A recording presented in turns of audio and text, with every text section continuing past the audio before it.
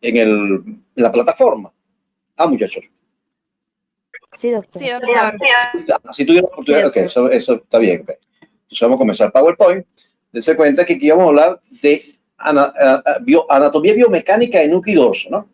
Esta es una región particular, una área particular porque está prácticamente formada por músculos y aponeurosis, ¿no? Es importante, corresponde a la parte posterior del cuerpo, ¿ok? Tiene la particularidad de, como les digo, hay una relación muy amplia entre la aponeurosis y los músculos que se encuentran aquí. Hay una serie de músculos que es donde se centra la clase, que es sobre aquellos músculos que tienen que ver con mantener el cuerpo en posición vertical, ¿ok? Durante la bipedestación. Eso es, esa función se habla en líneas generales de función antigravitatoria, ¿bien? O sea, son unos músculos que contribuyen mayoritariamente a mantener la posición vertical del cuerpo humano durante la bipedestación. El único animal cada animal pues, que puede caminar de manera vertical, bipedestación, es el ser humano. Eso costó pues años de evolución, donde el sistema nervioso central, la parte del equilibrio, tuvo que ir adaptando la parte muscular a todo esto para poder mantenernos de manera erguida, con la menor cantidad posible de gasto de energía. ¿Okay? Y eso se logró gracias pues a una combinación entre músculos agonistas y antagonistas, donde los músculos más importantes están en la parte posterior. ¿Okay? Vamos a tener una idea a lo que se refiere este tema. El dorso, como lo dice aquí en esta definición que coloco, es un segmento del cuerpo situado detrás del esqueleto axial. ¿Ok? Cuando yo digo esqueleto axial, axial viene de eje. ¿Ok? Entonces el esqueleto que forma el eje del cuerpo. Ahí vamos a tener la columna vertebral y el cráneo, ¿no? Que forman el eje del cuerpo. Entonces tenemos un esqueleto axial y un esqueleto apendicular, de apéndice, ¿no? De algo que sobresale a otra cosa, en este caso sobresale al esqueleto axial. Entonces ya del esqueleto apendicular ya hablamos del miembro superior, forma parte del esqueleto apendicular. Uno de ellos, pues el miembro superior y inferior. Y el axial, que forma el eje, es el cráneo y la columna vertebral. ¿Bien? Entonces conformados mayoritariamente estas regiones por masas musculares y un sistema de fascia o aponeurosis bien desarrollada y resistente, en íntimo contacto con el tejido subcutáneo y la parte más profunda de la dermis, cuya función principal es la extensión del esqueleto axial. Cuando hablamos de extensión, aquí pues vamos a irnos a columna vertebral, que lamentablemente muchos de ustedes no leyeron el tema de columna vertebral. Se cuenta que las respuestas que dieron, que eran extremadamente elementales y básicas, incluso muchas de esas preguntas son totalmente repetidas, o sea, fueron hechas igual, tal cual estaban en exámenes anteriores. O sea, las preguntas más elementales del mundo, pues qué características tenía una vértebra cervical, una vértebra lumbar, etcétera. O sea, ese tema, muchos de ustedes ni siquiera lo revisaron, pues, porque en esa parte muchos de ustedes salieron totalmente aplazados. O sea, como si nunca hubiesen leído el tema de columna vertebral. Entonces, para poder entender esto que ocurre aquí en esta clase, usted tiene que repasar un poquito columna vertebral. ¿Sí? De todos modos, yo en el desarrollo de la clase les voy a ir diciendo algunas particularidades que debemos recordar de la columna vertebral para poder entender la función de este grupo de músculos. ¿Okay? Entonces, formada por fascias, por aponeurosis bien desarrollada y resistente, en íntimo contacto con el tejido subcutáneo y la dermis, cuya función principal es la extensión del esqueleto axial. O sea, cuando hablamos de extensión en columna vertebral, es llevar el esqueleto axial, o sea, la columna hacia atrás. O sea, cuando hablamos de flexión, es llevar la columna vertebral hacia adelante. Y extensión es lo contrario, ¿ok? Llevar la columna vertebral hacia atrás. Eso hay que tenerlo claro. Que no es lo mismo. Usted no puede decir que la flexión es llevar el cuerpo hacia atrás. O sea, la flexión simplemente es llevarlo hacia adelante y la extensión hacia atrás. Así de simple. Usted no puede inventar nada de eso. No pueden decir que a ustedes les parece. Así es. Si pueden revisar, revisen otra vez columna vertebral, que prácticamente nadie lo leyó. Muy pocos de ustedes que respondieron bien todas esas preguntas de columna vertebral. ¿Ok? No se justifica tampoco. Bien, entonces, cuya función principal es la extensión del esqueleto axial, o sea, oponerse a la acción de la gravedad, cuya inercia lleva el eje del cuerpo hacia adelante en la bipedestación propia del ser humano. ¿Ok? Cuando uno está parado, la inercia tiende a llevar el cuerpo hacia adelante. Entonces estos músculos, para tratar de compensar esto, contraen y llevan la columna, o sea, el esqueleto axial, incluyendo el cráneo, hacia atrás. ¿Okay? Razón por la cual los músculos intrínsecos del dorso, los músculos intrínsecos o propios, volvemos a escuchar esta palabra intrínseca. Recuerda cuando tuvimos hombros, hablamos de músculos extrínsecos y intrínsecos, hablamos de intrínsecos, los propios escapolumerales o los que cumplen con la función que mueve el esqueleto de la articulación del hombro. ¿Okay?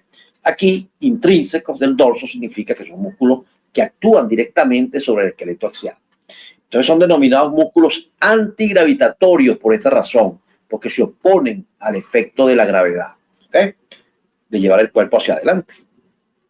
Bien, ahí vemos pues una foto, vemos el dorso completo, se extiende prácticamente desde la parte del occipital hacia la región sacra, ¿no? De arriba abajo.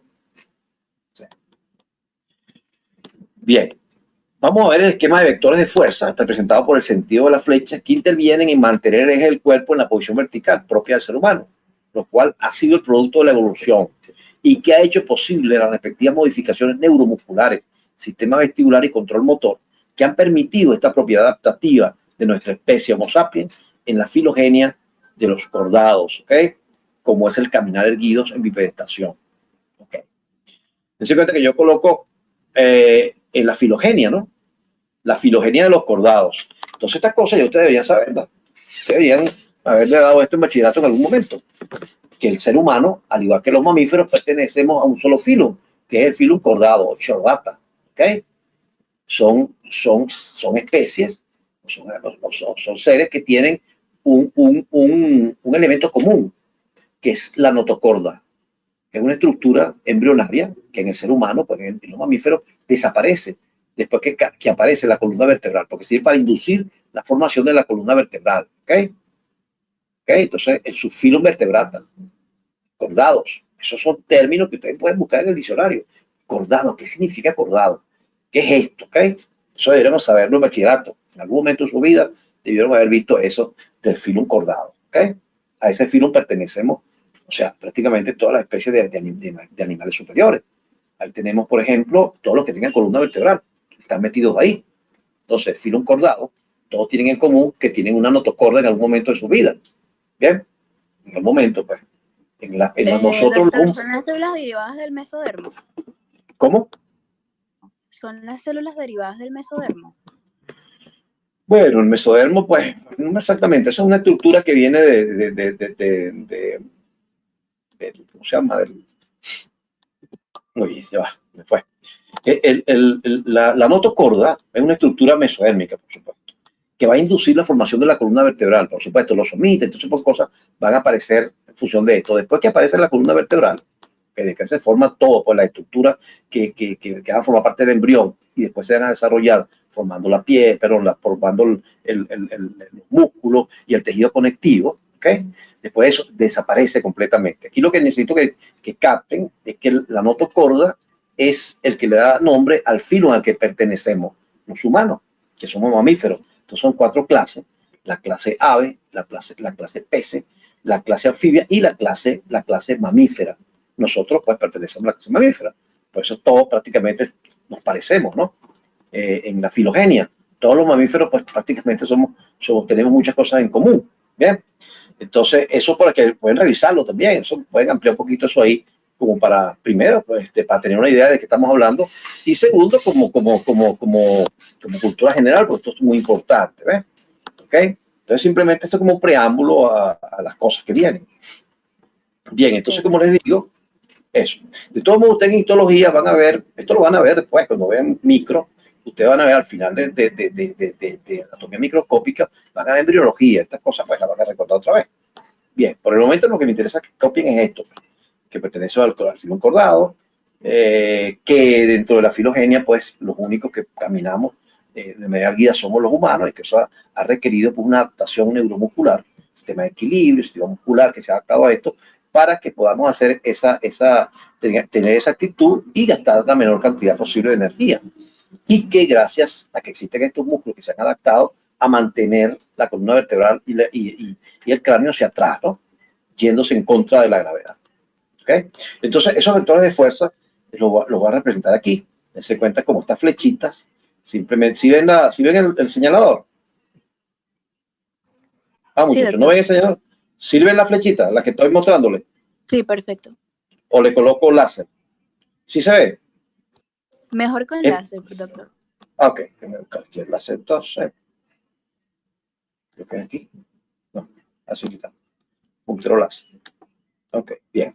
Ok, entonces estos vectores simplemente es para, miren aquí, por ejemplo, estos son algunos músculos que están en la parte anterolateral del tronco, en este caso, el oblicuo mayor, okay, el recto abdominal, en esta flecha roja, esa flecha negra, perdón, okay, todos yéndose hacia adelante, llevando el cuerpo hacia adelante. ¿Ya? La intención, pues, ver esto igual, los músculos que se oponen a ese movimiento de extensión. Aquí tenemos el llamado largo del cuello, que se va a ver cuando vemos las clases de cuello, el esternocleidomastoideo, que en un momento actúa llevando la cabeza hacia adelante. ¿Okay? Y los elementos que se oponen a eso, como los músculos que están justo en la parte posterior de la columna vertebral. Miren aquí estos vectores, cómo llevan la cabeza hacia atrás, cómo extienden la cabeza con relación a la columna cervical, etcétera, ¿no? Bien, aquí en este esquema mayor, pues vemos hay unos músculos anteriores y unos músculos posteriores. Estos músculos posteriores son los que van a equilibrar el cuerpo hacia atrás. ¿Okay? Aquí lo vemos igual, un grupo anterior, un grupo posterior, incluso incluyen los elementos o los elementos musculares que tienen relación con la articulación de la cadera, ¿okay? Que se fijan en el muslo también. O sea, todo eso actúa de manera que mantiene ese equilibrio y podamos mantener algo más o menos complejo, donde los músculos antigravitatorios pues forman un papel preponderante, porque son los que llevan la parte activa. ¿Ok? Bien. Esquema de los vectores fueron representados por el sentido de las flechas que intervienen en mantener el eje del cuerpo en posición vertical propio del ser humano, lo cual ha sido el producto, como les he dicho, de esa evolución y esos cambios en la parte del sistema nervioso central, como la parte del equilibrio. ¿Okay? Doctor, una pregunta. Dígame. Cuando se habla de vectores, se refiere a la fuerza de los los vectores son esas flechitas que están ahí. No sé si se acuerdan cuando vieron física en bachillerato. ¿Vieron vector? ¿Vieron matemáticas? Sí. Ok. Exactamente, algo que tiene magnitud y que tiene una dirección, hacia adelante, hacia atrás, hacia arriba, hacia abajo. Ese es el sentido de las fuerzas que están interviniendo. Okay. A eso me refiero cuando digo vectores, ¿ok? Bien. Entonces, el dorso, conjunto de partes blandas situadas detrás del esqueleto axial, que se extiende del hueso sacro hasta el occipital, ¿ok? Todo eso es dorso, para que tengamos una idea. Cuando hablamos de dorso, hablamos de esas regiones que están por detrás de la columna vertebral y del cráneo, ¿bien? Entonces, los músculos del dorso los vamos a dividir en extrínsecos. Ahí tenemos un plano superficial, un plano intermedio, ¿ok? Y los intrínsecos, que son el plano profundo. Entonces, los músculos del dorso, como lo dice, lo que matiza muy bien Moore, ¿verdad? Tenemos esos músculos, los vamos a dividir en extrínsecos, como está aquí, e intrínsecos. Los extrínsecos, que van a llenar el plano superficial y el intermedio de los planos generales, ¿verdad? Completos, y los intrínsecos van a estar representados por el plano más profundo. Son los intrínsecos son los que están prácticamente pegados directamente al esqueleto axial, ¿bien? Y los otros, el plano intermedio y el superficial, están en la superficie, pues, por detrás de ellos en posición anatómica, ¿bien?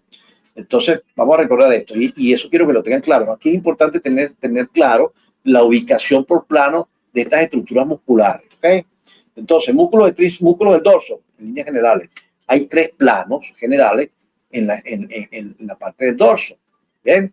Ahí vamos a tener en el plano superficial e intermedio a los músculos extrínsecos, y en el plano profundo vamos a tener a los músculos intrínsecos o propios, ¿bien? Ok. Entonces, músculos extrínsecos del dorso se originan en la columna vertebral, en la cabeza, en la pelvis o en las costillas, ¿bien? Se insertan en el hombro, costillas también, ¿bien? Cubren los planos superficial e intermedio de la espalda y la nuca. Aquí vamos a tener 2 conceptos, nuca y espalda, ¿ok? O sea, que el dorso al final, pues, está constituido por 2 porciones. Una porción superior que está por detrás del cuello, de la ribera anterolateral del cuello, y que va a cubrir la columna cervical y el cráneo, ¿ok? Y la espalda, que está justo por debajo del cuello. Si queremos ponerle una línea, pues hay una línea una línea limítrofe entre la nuca y la espalda. Todo lo que esté por debajo de un plano que va de los acromion hasta la apófisis espinosa S7, es el límite entre cuello o nuca en este caso, que es la parte posterior, y la espalda. La espalda está justo por debajo de esa línea que acabo de mencionar, que va de ambos acromion y van a encontrarse a nivel de la apófisis espinosa S7. Lo que está justo por debajo de esa pista superficial es la espalda, de ahí hacia abajo. ¿Ok? Bien. Sus funciones en general se cumplen en el hombro, como estabilizar la escápula, por ejemplo. O sea, estos músculos extrínsecos del dorso no tienen una función directa sobre el esqueleto axial, o sea, que no mueven de manera efectiva el esqueleto axial. ¿Eh? Ellos van a cumplir funciones en otro lado, van a cubrir a los músculos intrínsecos propios, pero no mueven el esqueleto axial. ¿Está claro? Muchos de estos músculos ya ustedes los conocen, porque muchos de estos músculos también pertenecen al grupo de extrínsecos del hombro. Bien, ya lo vamos a ir viendo. Entonces, todos, sin excepción, son inervados por ramas anteriores de nervios raquídeos. Ténganlo claro, ¿ok? Ramas anteriores de nervios raquídeos. Bien, ok. Bien. No mueven el esqueleto axial, por lo tanto, no cumplen funciones antigravitatorias, o sea, no extienden la cabeza ni la columna vertebral. Eso es algo puntual, eso es algo que tienen que saber, que no pueden olvidar, ¿ok? Por eso lo coloco aquí como separado. ¿Bien? Ok. Bien.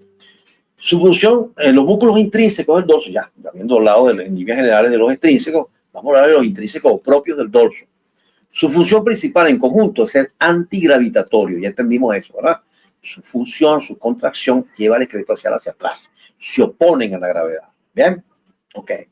Entonces, la contracción de los mismos se opone a la acción espontánea que tiene la gravedad de llevar hacia adelante el eje vertical del cuerpo en bipedestación. ¿Ok? Cubren el plano profundo de la espalda y la nuca, por delante de los músculos extrínsecos, mediales a unas líneas de convexidad externa que corta de arriba hacia abajo los ángulos costales, incluyendo los canales paravertebrales, por debajo de la región occipital, extendiéndose hasta el sacro caudalmente. ¿Ok? Que tengamos una idea. No sé si, bueno, no estudiaron mucho columna, pero los espacios para los canales paravertebrales son los canales que se forman por la superposición de las vértebras, ¿ok? Y ese espacio, esos canales paravertebrales están limitados por la apófisis espinosa y la transversa, ¿ok? Cuando se superponen todas y uno lo ve desde atrás, esos son dos canales, los dos pues al lado de la línea media, son dos canales paravertebrales, ¿ok? Para en este caso significa paralelo, paravertebral, o sea, justo por fuera de la línea media, que está representada por una línea que corta la apófisis espinosa, ¿ok?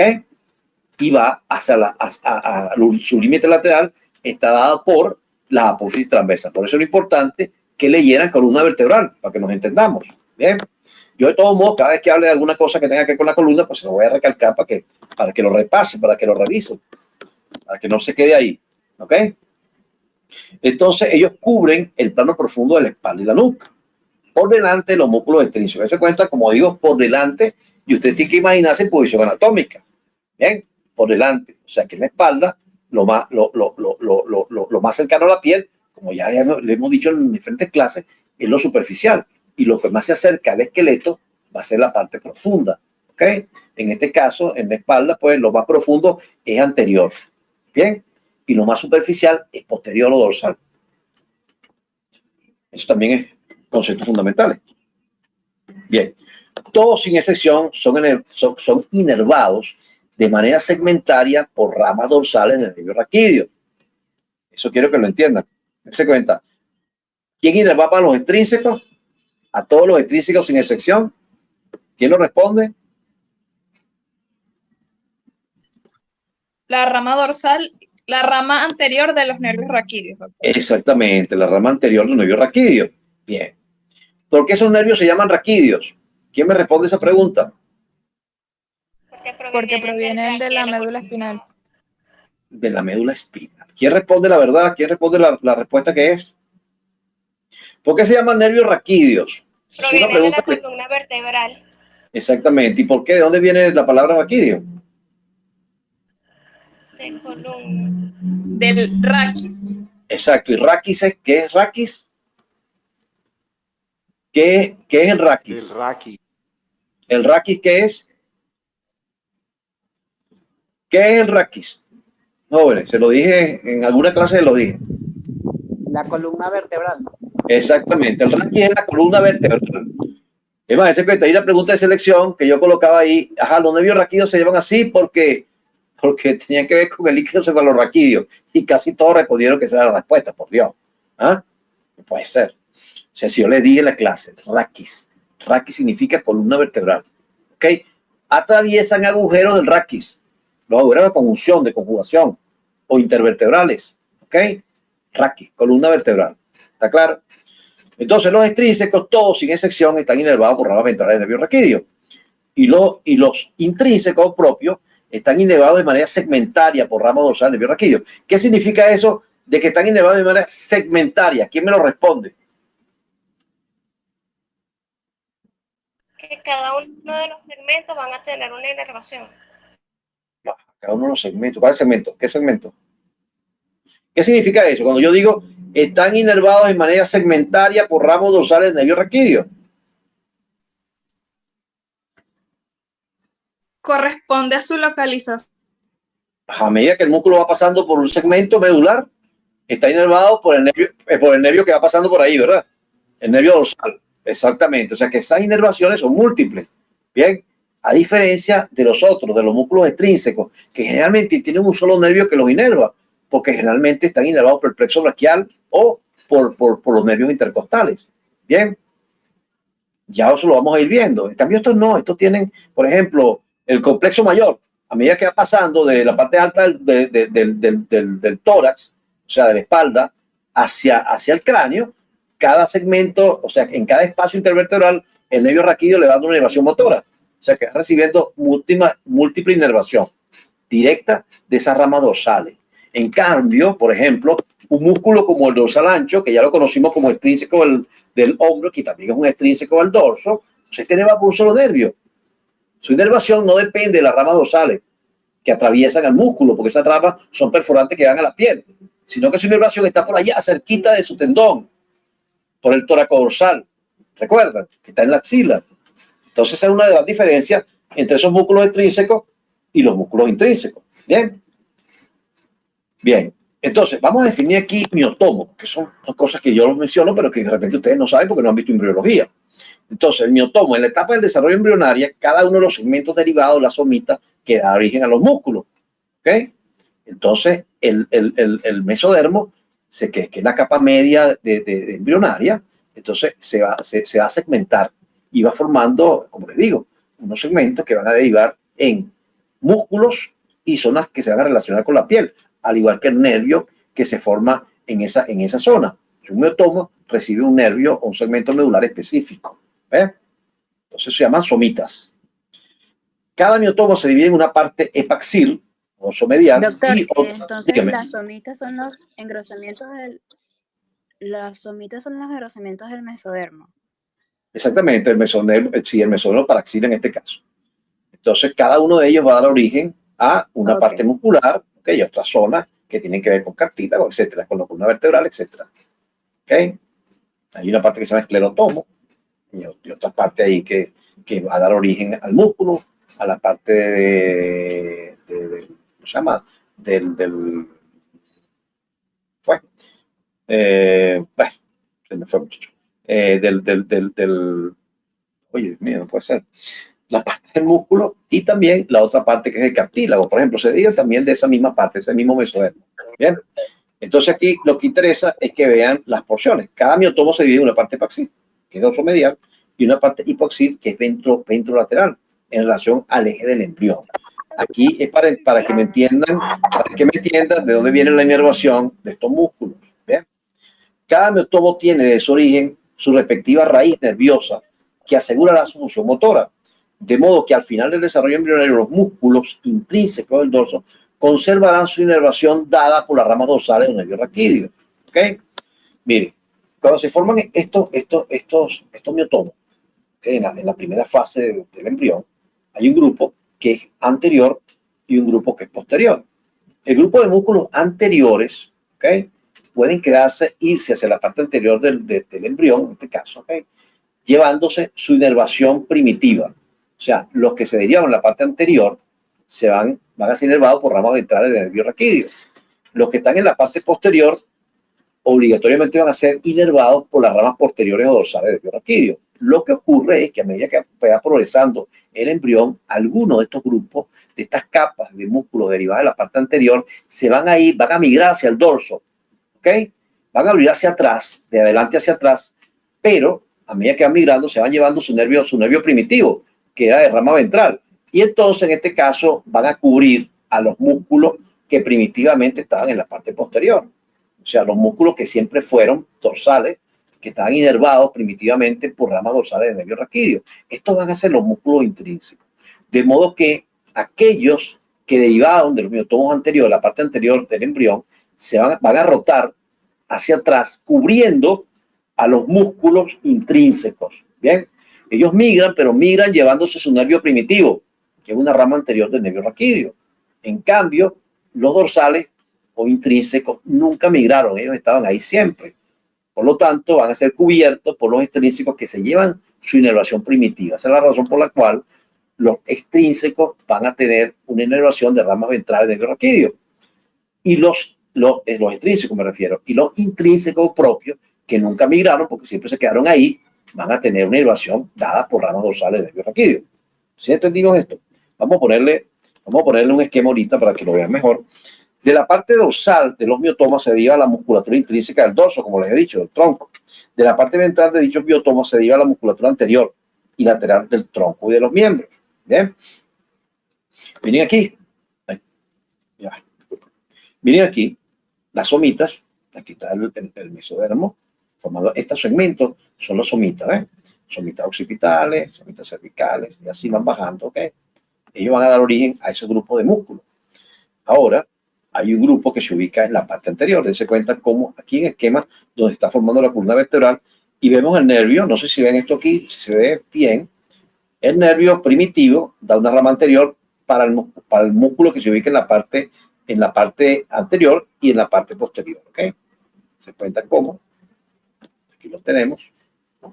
Estos son los primitivos, los que estaban en la parte dorsal. Pues. Bien, los que van a formar parte de los músculos intrínsecos. Y algunos de estos que se derivaron de la parte anterior con su nervio primitivo van a migrar hacia atrás. ¿Ok? De modo que van a cubrir a estos que siempre estuvieron aquí. ¿Sí me entienden? Después que se forma todo, pues van a quedar estos. Por ejemplo, estos músculos, algunos de ellos van a formar parte de la pared anterolateral del abdomen y otros se van a ir hacia la espalda, llevándose entonces a la inervación primitiva y cubriendo a los músculos que siempre estuvieron ahí, que son los dorsales, los derivados de los miotomos dorsales. ¿Ok? Entonces los músculos extrínsecos del dorso se originan de los miotomas hipaxiales o ventrolaterales, cuyos nervios originarios son las ramas anteriores o ventrales de los nervios raquídeos. ¿Bien? Durante el desarrollo embrionario, estos músculos extrínsecos del dorso, ejemplos, ya conocen el trapecio dorsal ancho, migran hacia la parte posterior del tronco, cubriendo los músculos extrínsecos del dorso, llevando con ellos su inervación primitiva, o sea, ramas anteriores nervio raquídeo. Eso simplemente para que me entiendan esta parte, pues, ¿ok? No es una clase de embriología completa, sino simplemente para que sepan por qué razón los extrínsecos y los intrínsecos tienen inervaciones diferentes. Porque esos extrínsecos pertenecían a la parte anterior o dorsal del embrión y después migraron hacia atrás.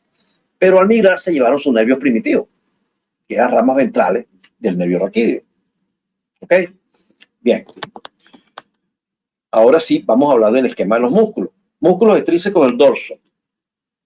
Vamos a tener allí al trapecio dorsal ancho, que ya los conocemos, al romboide alrededor de la escápula, y en un tercer plano, a los serratos menores superior e inferior, que estos sí no los conocen, estos son nuevos para ustedes. Entonces, sigue siendo el plano superficial, el intermedio y el profundo de los músculos extrínsecos. Tenemos trapecio dorsal ancho en el mismo plano, romboide alrededor de la escápula en un segundo plano, y en un plano más profundo, los serratos menores superior e inferior.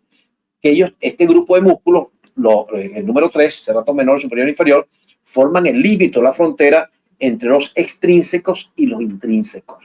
Bien, entre estos dos músculos, serrato menor, superior e inferior, hay una fascia interserrática, ¿okay? Que une a los dos músculos, superior e inferior, y representan una barrera o una frontera entre los músculos extrínsecos que estarían detrás de ellos y los músculos intrínsecos que están por delante. ¿Ok? Recuerden eso. Más o menos la misma idea de lo que yo les decía, la fascia clavipectoral. Después que yo paso los planos superficial y profundo de la pared anterior de la axila, ¿ok? Yo me encuentro con la fascia clavipectoral envolviendo el pectoral menor y al subclavio como una frontera, es la parte más profunda de la pared anterior para poder entrar a la axila, al hueco axilar, ¿ok? Al contenido de la axila. Entonces aquí tienen que estudiar de esa forma, de esa manera tridimensional, ¿ok? Entonces, el primer plano, trapecio dorsal ancho. El segundo plano, romboide alrededor de la escápula. Tercer plano, los serratos menores, que son el límite o la frontera final de esos extrínsecos. Después de ellos vienen los intrínsecos que están ubicados hacia adelante, ¿ok? ¿Sí está claro eso en posición anatómica? Bien. Luego vienen los músculos, luego vienen los músculos intrínsecos del dorso, ¿ok? A los intrínsecos del dorso sí lo vamos a dividir en dos partes. Intrínsecos de la espalda e intrínsecos de la nuca. ¿Por qué? Porque aquí hay dos grupos funcionales. Unos que están hacia abajo y van a funcionar de manera como autónoma a mover el esqueleto dorsolumbar. ¿Ok? Y los músculos más superiores, ¿bien? Van a mover el cráneo y la columna cervical. Por eso podemos dividirlo en músculos intrínsecos de la espalda, los que están por debajo, los que van a mover el segmento dorsolumbar, y los que van a mover el esqueleto que va del cráneo a la columna cervical, que son los músculos intrínsecos de la nuca. La nuca simplemente es la región posterior del cuello.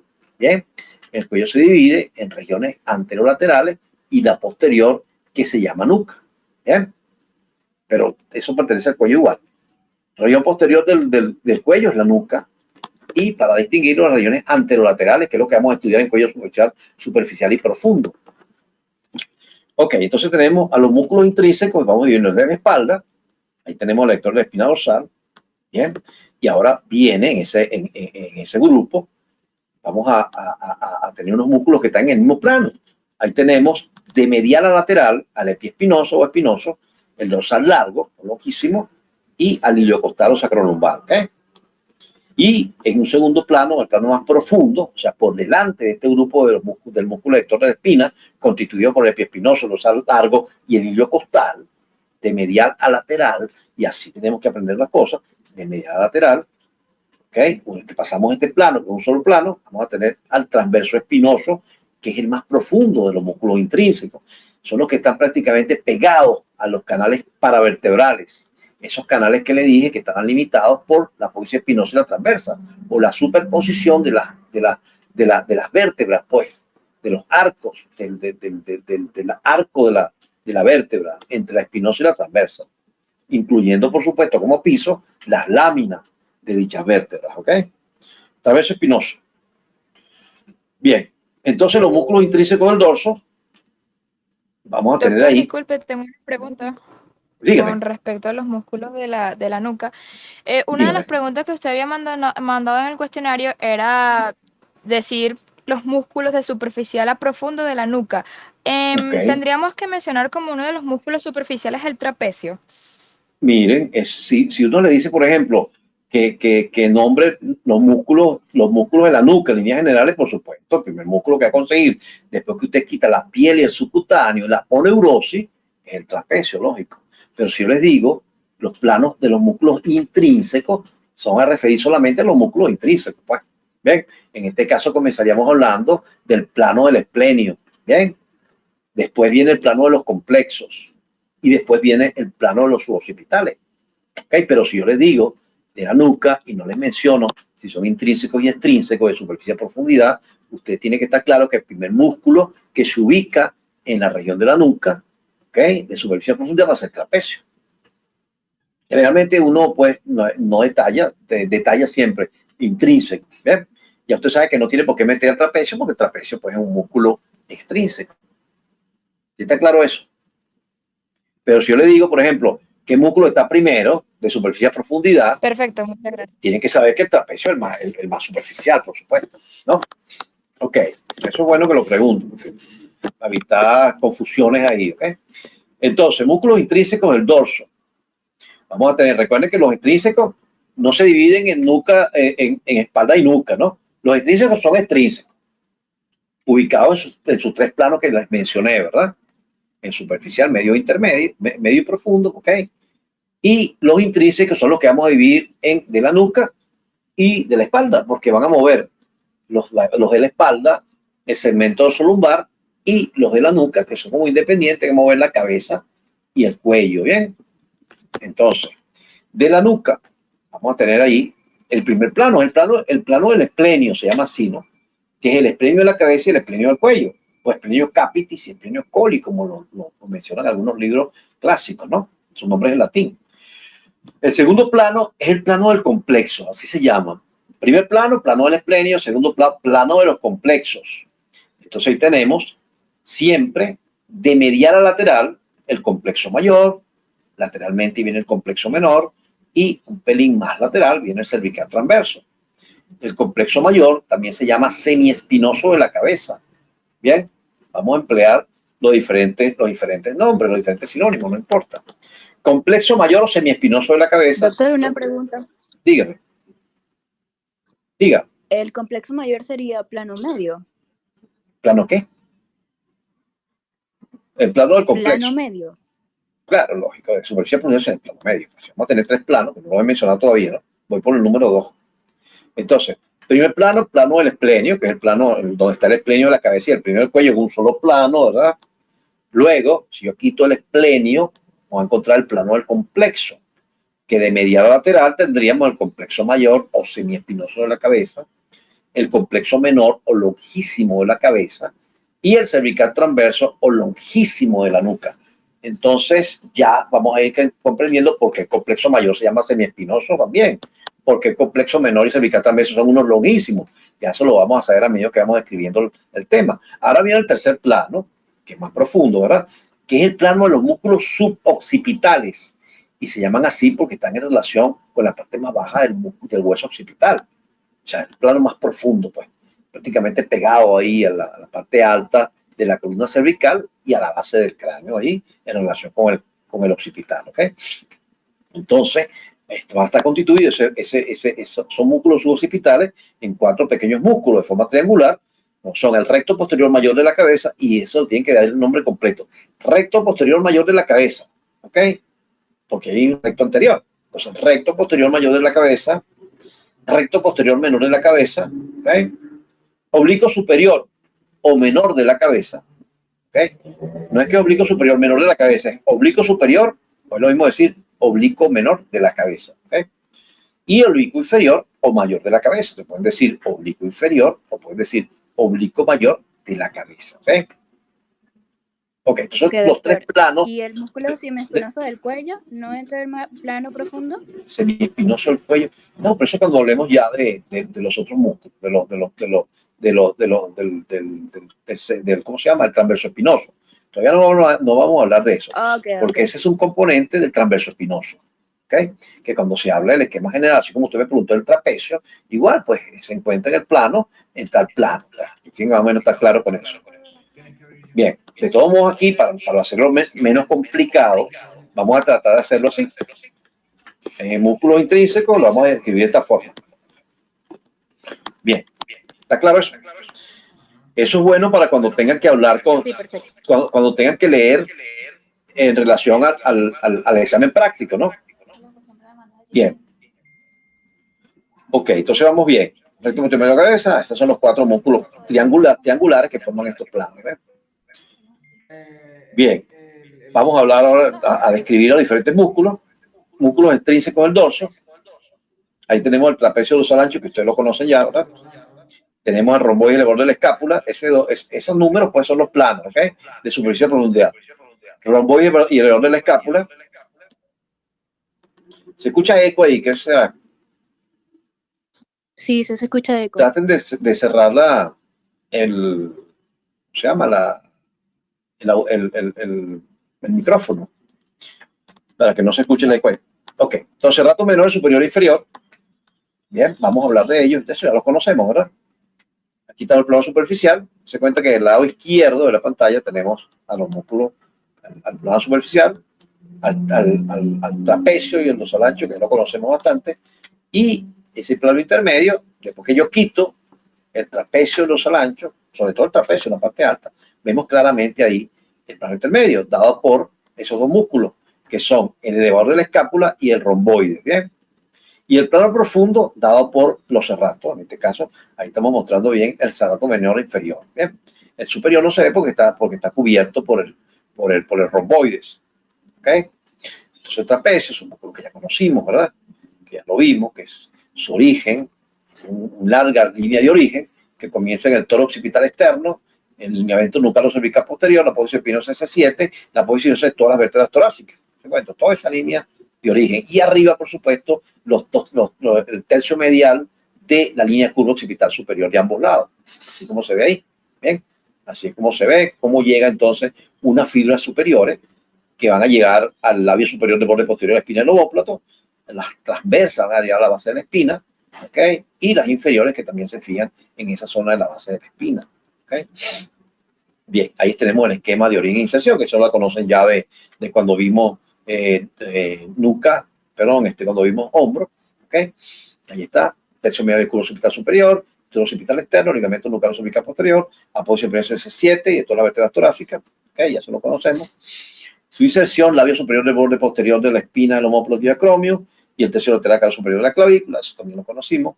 Bien, su inervación, nervio accesorio espinal, también lo vimos. Cuando se lesiona este nervio accesorio espinal, vamos a tener un hombro caído. Bien, ¿se lo recuerdan? Un hombro que va a estar inestable totalmente. ¿Ok? Función, eleva, retrae, fija, desciende y rota la escápula, ya se lo conocimos. Es un estabilizador de la escápula. Bien, para que se den los movimientos, sobre todo el movimiento de elevación.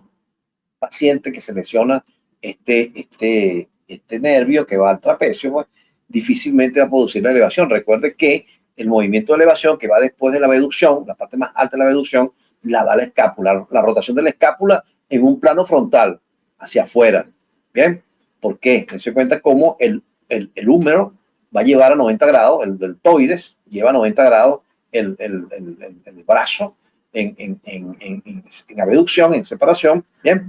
Pero la elevación va a depender de la rotación de la escápula y por supuesto de una rotación de el húmero en su porción proximal, de modo que el húmero tiene que rotar de manera lateral, desencajarse para poderse elevar, y esa elevación va a depender de un movimiento que va a hacer la escápula en un plano frontal, no es netamente la articulación escapulohumeral, porque ya llega hasta 90 grados.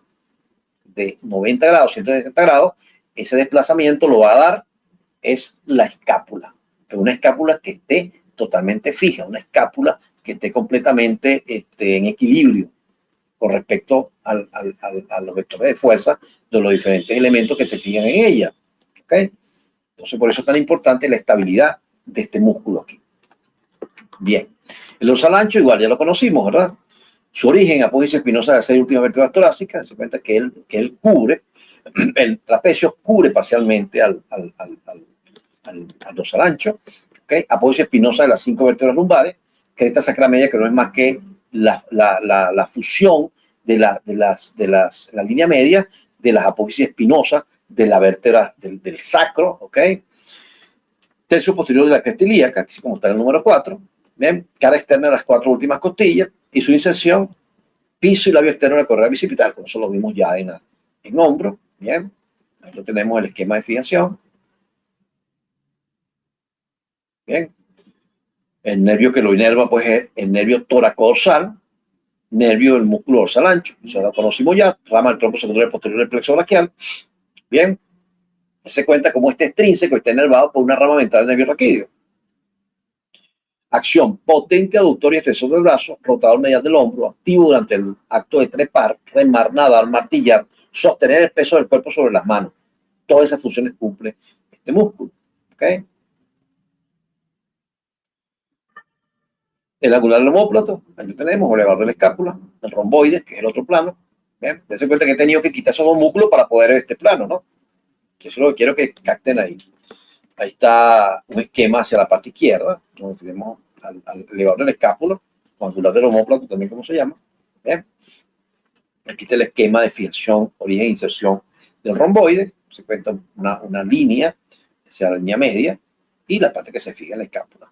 Uno que va justo en la base de la espina, y otro que va un pelín por debajo en el labio posterior del borde medial de la escápula. ¿Ok? Aquí lo tenemos.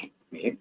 Se le conocen dos porciones, un romboide superior o menor, que es este pequeñito, es el que va a la base de la espina, y uno un poco más amplio, ¿ok? Que es inferior también, se llama romboide inferior o mayor.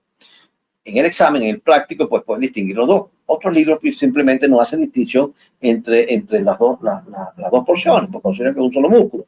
Pero en algunos libros, en algunos atlas, puede hacer una distinción. Entonces, en un examen, ustedes le preguntan ahí, oye, el romboide, le hacen la pregunta aquí, pues, simplemente romboide superior o menor, y el otro romboide mayor, a pesar de que la función es la misma, y la dirección de las fibras es la misma. ¿Ok? Bien. Ok, entonces el músculo elevador de la escápula, su origen, tubérculos posterior apófisis transversa a las 4 primeras vértebras cervicales, inserción borde medio de la escápula por encima de su espina y en su ángulo superior. Okay. Acción, elevar la escápula en conjunto con el trapecio actúa en la elevación de los hombros. Bien. El músculo romboide, origen apófisis espinosa S7, ligamento nucal, cervical posterior, apófisis espinosa de la primera, de la quinta o incluso la sexta vértebra dorsal, incluyendo los respectivos ligamentos supraespinosos, que están, por supuesto, llenando el espacio que queda entre cada una de las apófisis espinosas contiguas, y la inserción labio posterior del borde medial de la escápula, desde la base de la espina hasta su ángulo inferior. O sea, que la parte superior, que yo les decía que era el romboide menor, es el que se llega a la base de la espina. ¿Ok? Cuando se distinguen las dos porciones, pues debe distinguir un romboide mayor de uno menor, ¿no? Un menor que está por encima a nivel de la base, que es un segmento pequeñito, y uno mayor que por supuesto es mayor proporción y está en la parte más baja, por eso se llama también romboide inferior.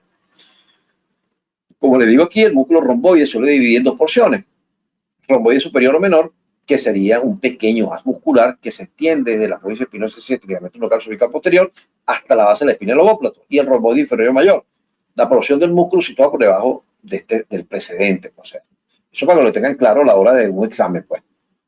Un examen práctico. Yo generalmente no hago distinción entre los dos cuando hago preguntas, pero si en el práctico les preguntan distinguir pues las dos porciones, pues tienen que distinguir las dos porciones para evitar problemas. Bueno, también este esquema ya lo vimos en hombro, ¿verdad? Ahí está el nervio que le da la parte motora a estos músculos, que es el nervio angular romboide, rama S5 o del tronco primario superior. ¿Ok? También se llama nervio dorsal de la escápula o nervio angulaire romboides. ¿Bien? Ok, eso lo vimos también en hombro. Músculos extrínsecos del dorso, plano profundo. Ok, vamos ahí entonces al plano de los músculos serratos menores para distinguirlos del serrato mayor, que ya lo conocimos, ¿se acuerdan? Entonces también se llaman serratos posteriores para distinguirlos del serrato anterior. Entonces podemos decirle serratos menores para decirle al otro serrato mayor, que ya lo vimos, ¿se acuerdan? El que mantiene la escápula pegada al tórax, el que tiene elevado por el nervio torácico largo. Entonces cerramos, pueden ver en algunos libros que lo van a mencionar como serrato menor postero superior, serrato menor postero inferior. ¿Ok? Esos dos nombres también reciben. Entonces, vamos a decir serratos menores posteriores. Uno, serrato menor superior o serrato menor postero superior, como les he dicho, y serrato menor inferior o serrato menor postero superior. ¿Bien? Esos dos nombres son dos nomenclaturas que van a encontrar en diferentes libros donde van a revisar este músculo. Bien. Lo importante de ellos es que representan el plano más profundo de los músculos extrínsecos. Entre ellos se establece una aponeurosis, una fina aponeurosis que separa, o sea, que tapiza estos músculos y prácticamente los une. El borde inferior del superior une al borde inferior, al borde superior del inferior. De modo que forma una capa completa que divide, una capa de fascia llamada interserrática que separa a los músculos extrínsecos de los intrínsecos. De modo que todos los intrínsecos, independientemente que estén en la nuca o estén en la espalda, van a estar por delante de este plano de los serratos menores. ¿Ok? Tengan eso claro. ¿Ok? Todos los intrínsecos están por delante del plano de los serratos, de esa fase interserrática. ¿Ok? En el humano no se sabe cuál es la función de estos músculos, porque probablemente la adaptación de la bipedestación hizo que de alguna manera se perdiera la función primaria de estos músculos. Algunos, pues, por la forma como están dispuestos a nivel de las costillas, ¿verdad?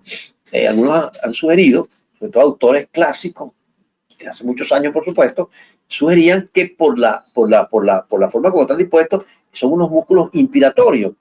Pero en la actualidad, pues se ha demostrado por la electromiografía, que es un procedimiento mediante el cual usted estimula un nervio y ve cuál es la función en el músculo, o estimula el músculo y ve si el nervio está siendo estimulado, ¿ok?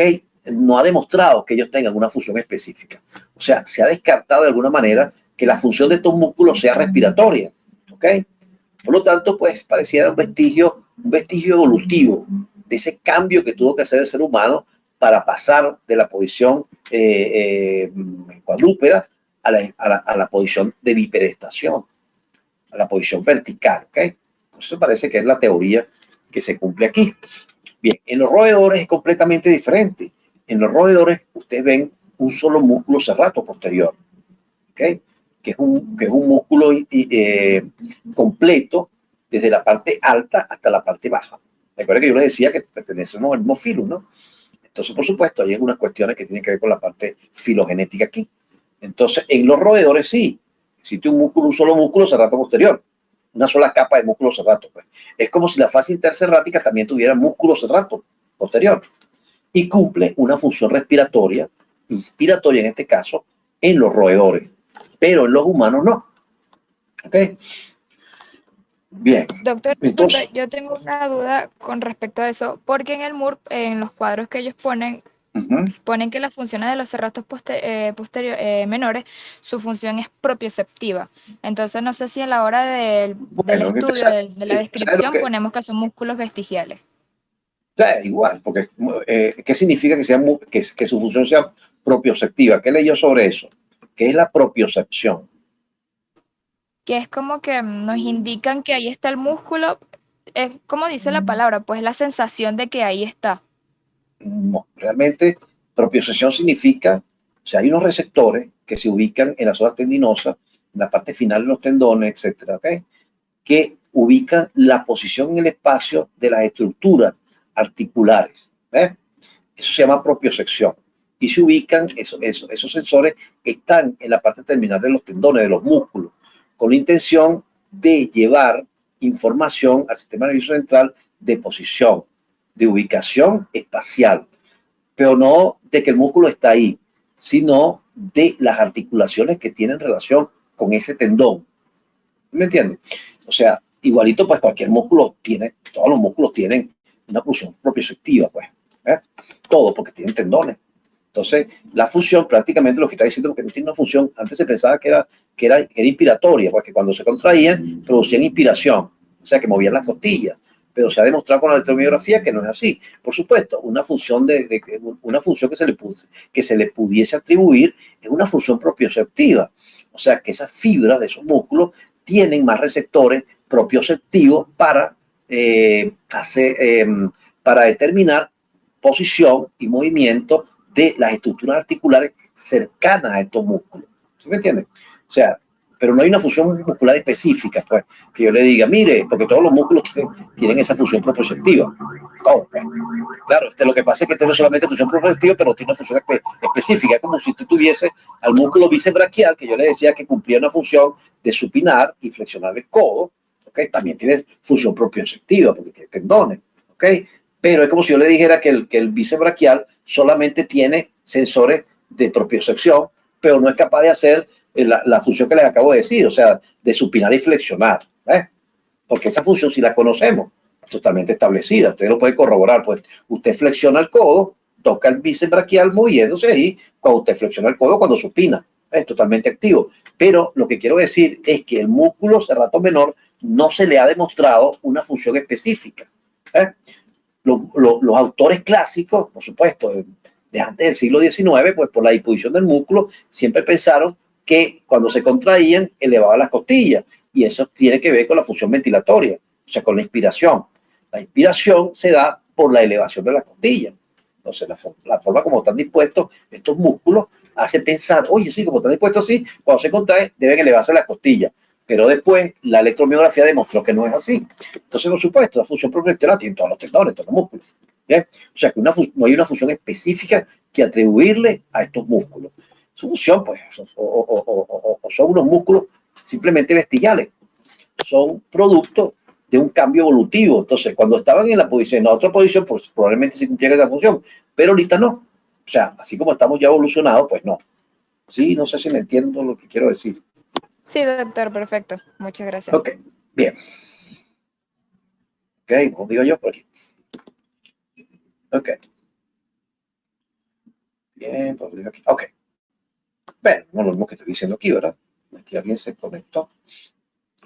Los músculos cerrados menores conectados por la fascia interserrática, voy a mencionar que además los envuelve a ambos, forma el límite profundo que separa los músculos intrínsecos del dorso de los músculos intrínsecos. Se cuenta lo que le he dicho, de todos los músculos intrínsecos, bien sea de la nuca o bien sea de la espalda, están ubicados por delante de este plano. Eso que no se les vaya a olvidar a la hora del examen. Bien.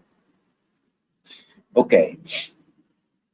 En los intrínsecos, estos últimos tapizados por una gruesa fascia del dorso, fascia de la nuca, que se continúa por debajo de esta región con la fascia toracolumbar. O sea, si usted quita los cerratos, inmediatamente va a haber una fascia nacarada que prácticamente aísla completamente a los músculos intrínsecos de las capas superficiales. Se va a ver muy claramente, pues. Y lo debieron haber visto ya en la diapositiva. Vamos a ver en esta. Dense cuenta que aquí hemos quitado todo, prácticamente todo. Miren el lado derecho, cerrato menor superior. Se cuenta que no es el romboides, porque el romboides no se fija ¿cómo se llama? En las costillas, sino que se fija en la escápula.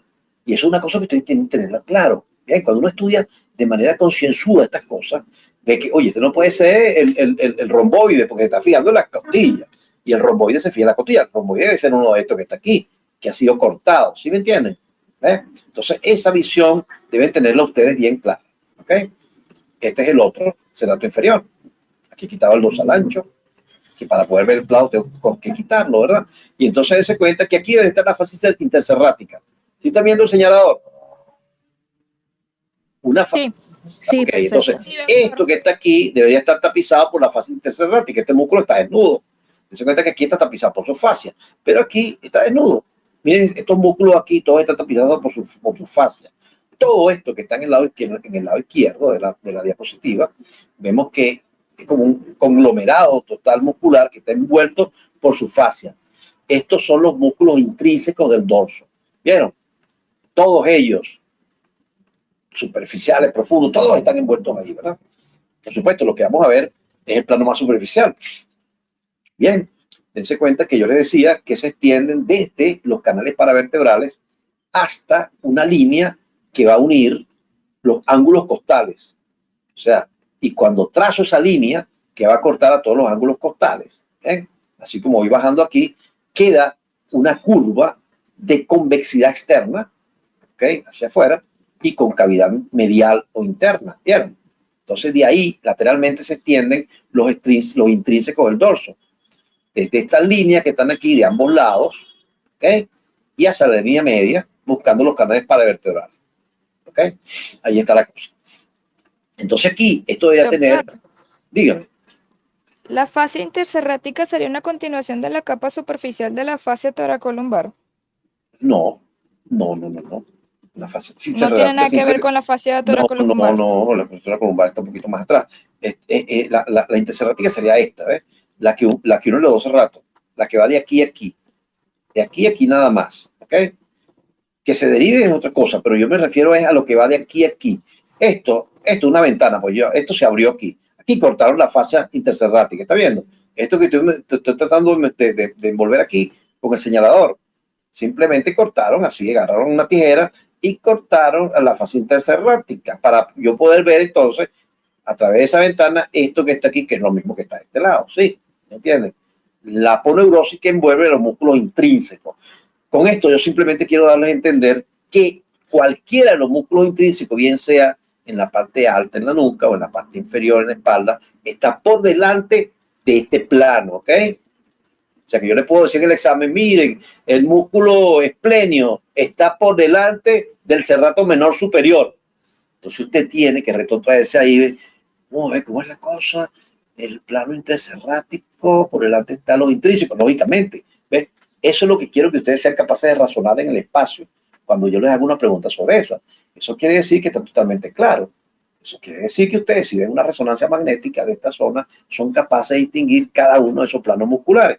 Bien, Para eso le da uno estas clases, haciendo énfasis en esos planos. Bien. Doctor, una pregunta, es decir, fascia intercerrática sobre el músculo cuadrado lumbar. Fascia intercerrática sobre el músculo lumbar. No, yo lo que quiero decirles es que hay una fascia que une los dos cerratos, que es el límite entre los extrínsecos y los intrínsecos. Más nada, no se compliquen la vida. ¿Está bien? Esto es lo que yo quiero que entiendan. Esto, o sea, yo corté una ventanita aquí para poder ver esto, pues, ¿ok? Esto nacarado que está aquí, que son los músculos intrínsecos. Bien, porque ahorita vamos a hablar de los intrínsecos. Ok. Bien. Bien, ahí está. Músculo sato menor, simplemente, pues, nada de otro mundo. Bien, entonces músculos intrínsecos, extrínsecos del dorso, plano profundo, los músculos serratos, ahí están los esquemas de ellos, ¿ok? Origen del serrato menor superior, apoyo espinoso S7, D1, D2, D3, incluso la parte más baja del ligamento nucal o cervical posterior, inserción, cara posterior de las costillas de la segunda a la quinta inclusive, ¿ok? Inervación, que eso sí es importante que lo tengan claro, ramas anteriores nervios, de los nervios raquídeos, C8, D1, D2 y D3, o sea, que están inervados por los intercostales superiores y por algo, pues, de uno de los nervios que forma parte del plexo braquial, de C8, ¿ok? Bien. Siempre ramas anteriores. Y los intercostales, pues, son ramas anteriores. Recuerden que en los nervios intercostales en todas no se forman plexos, sino que la división a la rama anterior del nervio raquídeo constituye de una vez el nervio intercostal, ¿ok? O sea, que sigue cumpliéndose lo mismo que les mencionaba, que todos los extrínsecos están inervados por nervios, por ramas ventrales del nervio raquídeo.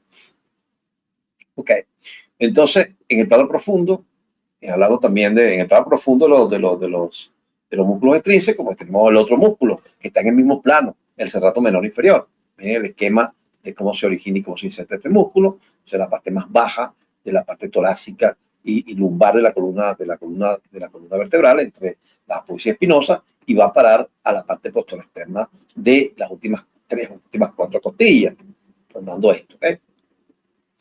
Origen, apófisis espinosa en las 2 últimas vértebras torácicas y las 3 primeras lumbares, siempre espinosa, recuerden eso. Inserción, cara posterior lateral de 4 costillas, ¿okay? Así como está ahí. Inervación segmentaria de ramos anteriores nervios raquídeos de las áreas por donde se extienden estos músculos, ¿ok? De los intercostales inferiores e incluyendo también el subcostal y también los lumbares, que pasan por ahí de manera segmentaria. Y la inervación, ¿ok?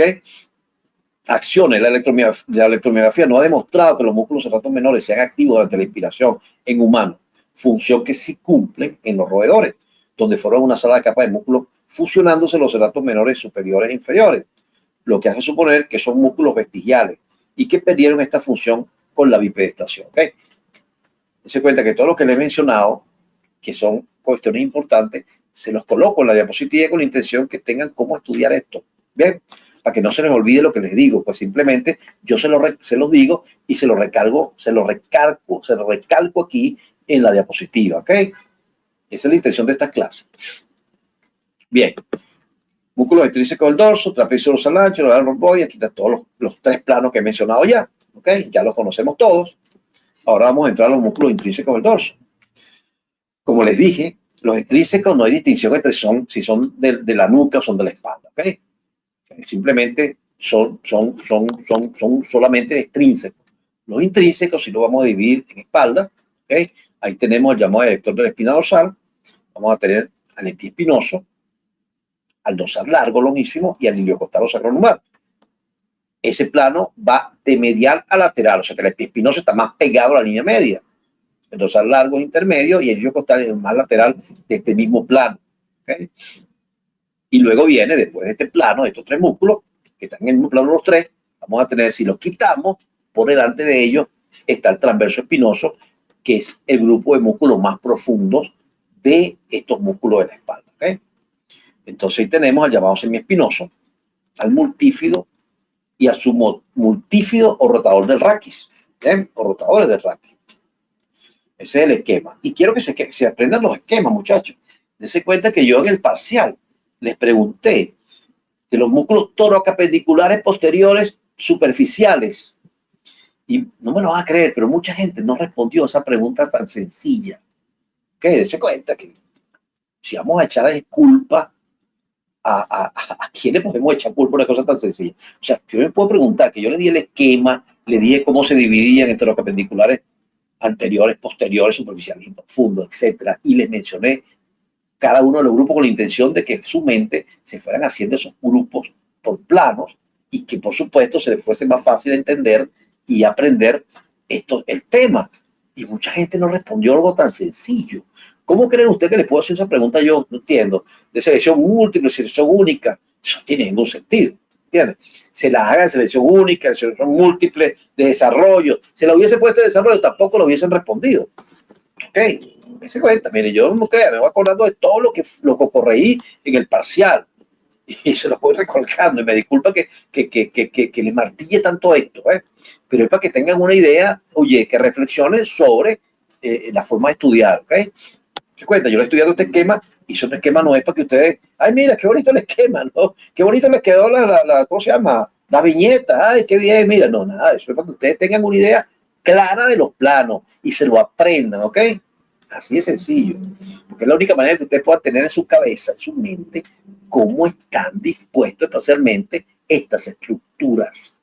Por eso salen estos esquemas, que no los inventé yo, esto está visto en los libros, gente que sabe mucho más de esto que yo. ¿Ok? Bien, entonces seguimos aquí, músculos intrínsecos de la espalda, plano superficial, que tenemos el lector de la espina dorsal. Parte de la masa común de los músculos espinales, ¿ok? O sea, el lector de la espina dorsal forma parte de la masa común de los músculos espinales. O sea, parte de allí, pues su origen está en la masa común de los músculos espinales. ¿Ven? ¿Qué es esto que está aquí abajo? Esta es la masa común de músculos espinales, que se ubica justo en la región lumbar y en la región sacra. Una masa común ahí, pues, es un complejo muscular.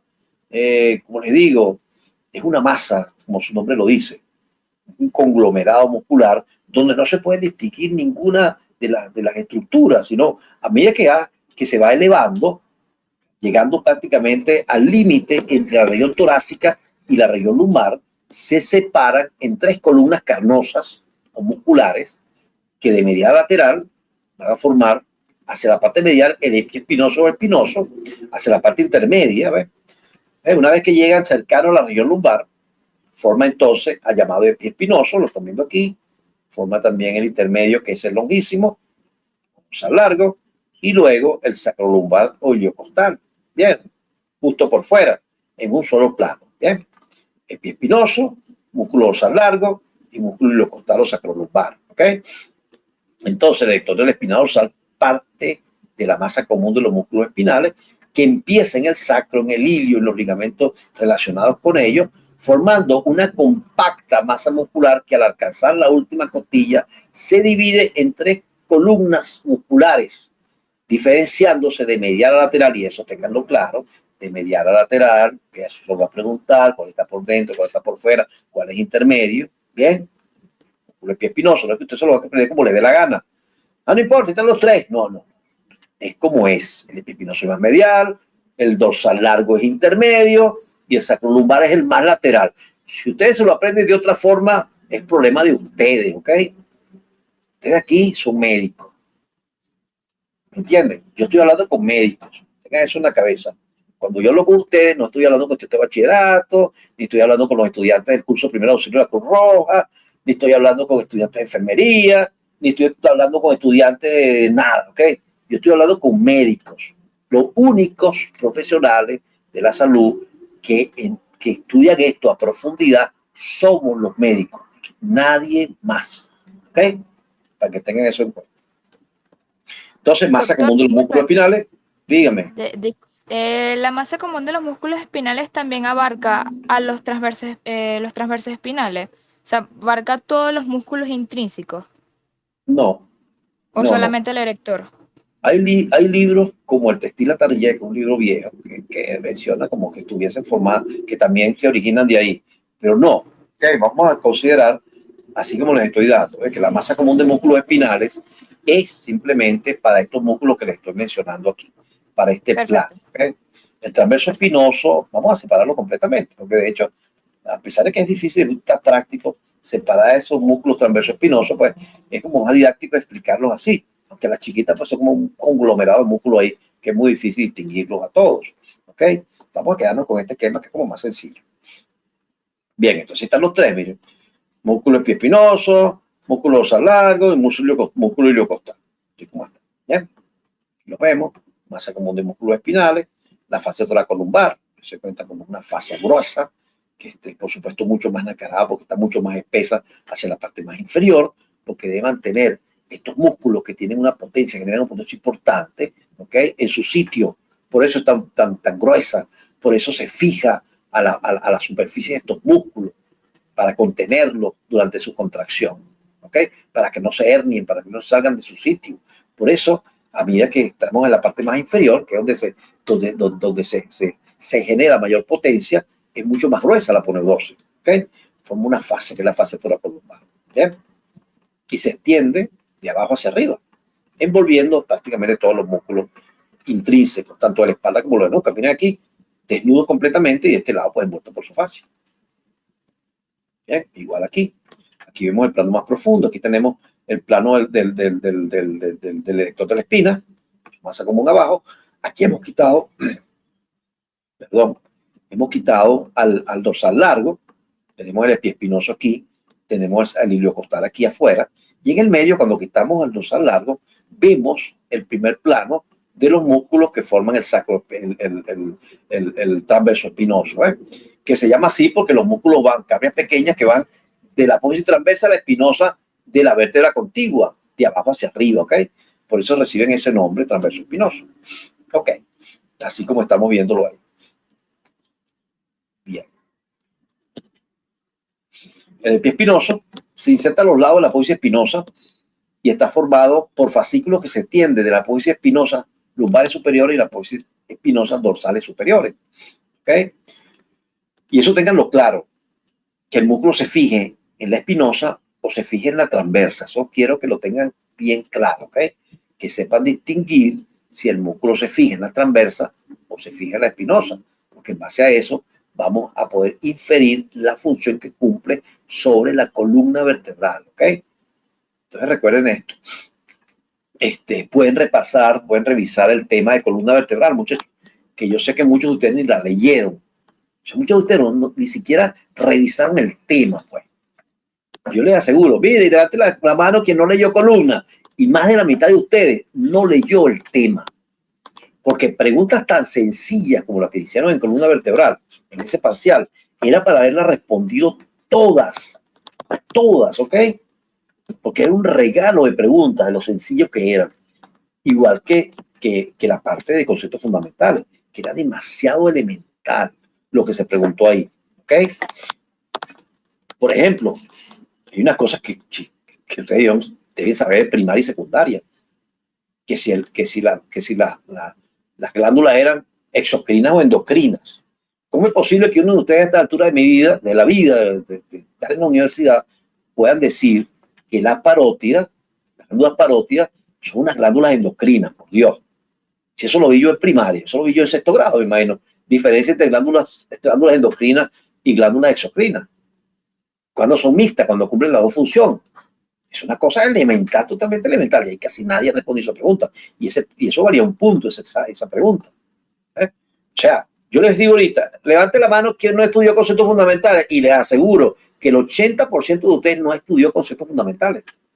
Y eso no es mentira, porque eso me lo dice el examen, que fue el mismo examen del año pasado, del semestre pasado. ¿Me dice usted? No puede ser. Y les aseguro que les digo eso, una encuesta ahorita, para levante la mano ahí, y el 80% de ustedes no leyó conceptos fundamentales.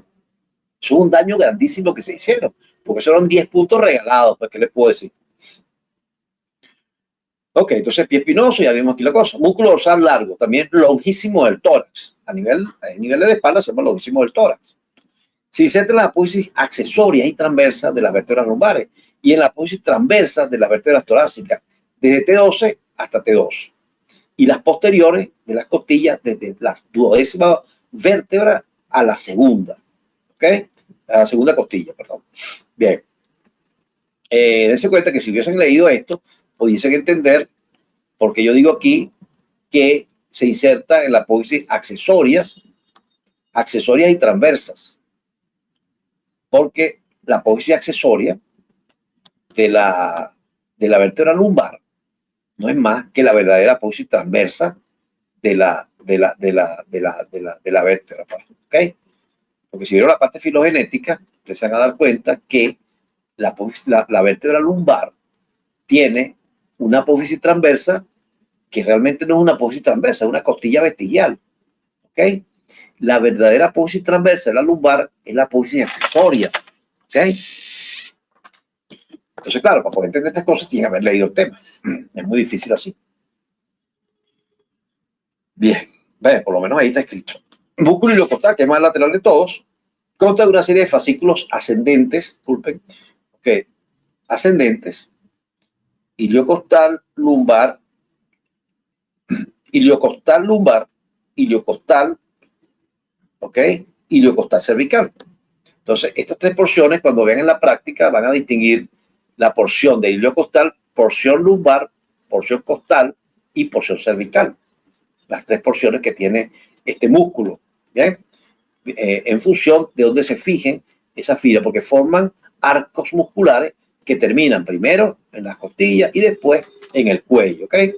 Se van a alternar de manera ascendente, mediales a lo largo de las costillas y en la apófisis transversa de las cuatro últimas vértebras cervicales. Hasta ahí llega la parte más superior de este músculo iliocostal o sacrolumbar. De modo que esa porción más superior o más cefálica se llama porción cervical del músculo iliocostal. ¿Okay? Aquí vemos el epiespinoso, miren cómo se forman esos arcos entre las apófisis espinosas. Bien. Las confusiones con algunos libros es que mencionan este músculo también formado a nivel cervical, bien, incluso a nivel lumbar, pero es poco frecuente que eso ocurra.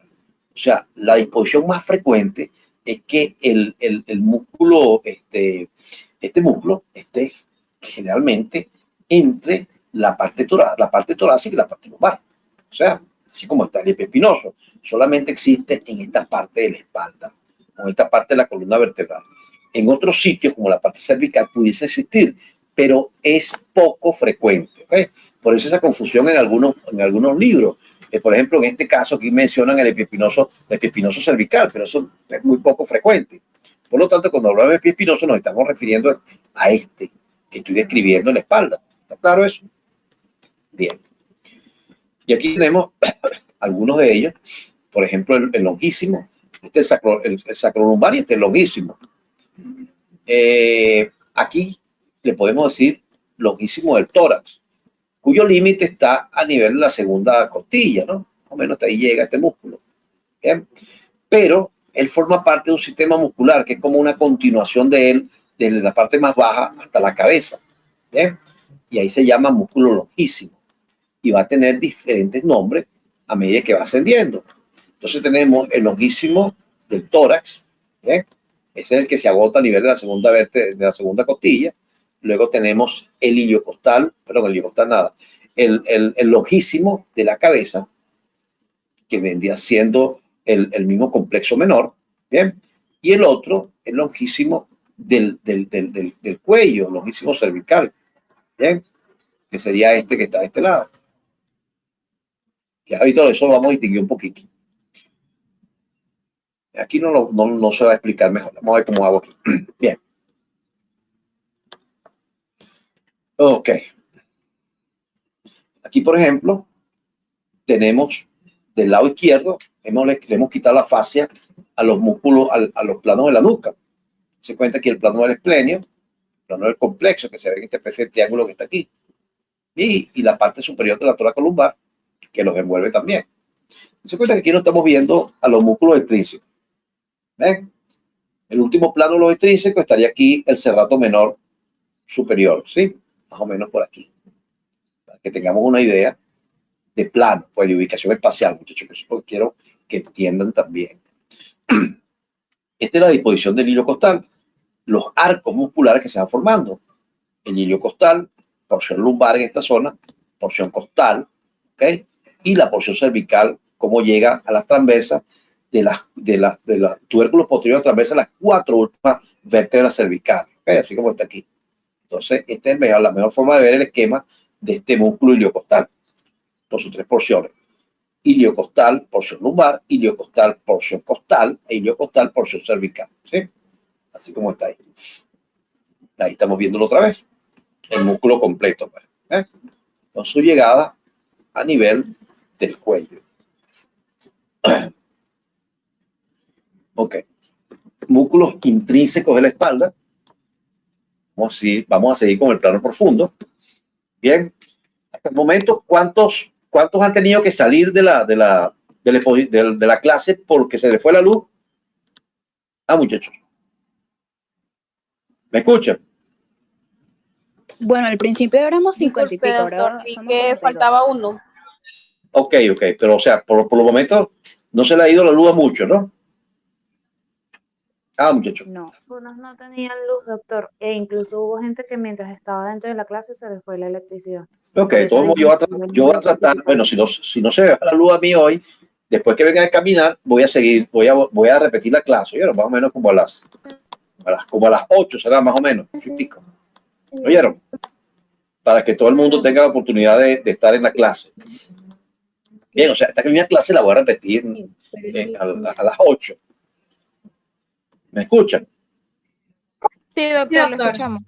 Ok, perfecto. Sí, perfecto, doctor. Hasta el momento está claro todo, ¿verdad? Yo creo que esta clase es sencilla. Esta no tiene muchos problemas. Quizás vamos a tener más problemas en cuello. Yo quisiera que ahorita en Semana Santa, que es la semana que viene, están libres, pudiésemos conectarnos otra vez para hablar de cuello superficial. ¿Ok? Porque, ¿qué me preocupa a mí? Que son temas muy complejos, muy largos. Y bueno, por lo menos que dé chance que ustedes vayan leyendo los cuestionarios de cuello superficial y profundo, de modo que podamos discutir por lo menos cuello superficial el miércoles, ¿ok? Y podamos dejar para la semana que viene, después de Semana Santa, el cuello profundo, que es bastante largo. Igualito les voy a enviar esta semana el cuestionario voy a esperar un poquito a ver si se los mando el miércoles, les envío o el martes, el cuestionario de los otros temas, que son largos también, ¿ok? El tema de tórax y mediastino y tráquea, bronco y pulmón, que es largo. Incluso corazón, que es otro tema que se va a ver en este segundo bloque, ¿oyeron? Ok. Entonces seguimos. Músculos intrínsecos de la espalda, plano profundo. Aquí tenemos el músculo transverso espinoso. El nombre simplemente viene de que estos músculos se fijan, son unas cargas musculares que se fijan de manera segmentaria entre las transversas y las espinosas, o sea, las apófisis espinosas y transversas de las vértebras, pues, la parte posterior de las vértebras. Está formado por 3 planos musculares que estudian de superficie a profundidad, llenando los canales paravertebrales, o sea, el espacio que queda entre la apófisis espinosa medialmente y la apófisis transversa lateralmente, formando los canales vertebrales, cuyo piso de este canal está dado por la cara posterior de las láminas de las vértebras, ¿ok? Me hubiera gustado colocarles una diapositiva ahí, una foto para que vieran los canales vertebrales. Estos músculos están constituidos por cortas cabrias musculares que se superponen a lo largo del canal respectivo de manera oblicua de las apófisis transversas a la espinosa de las vértebras suprayacentes, ¿ok?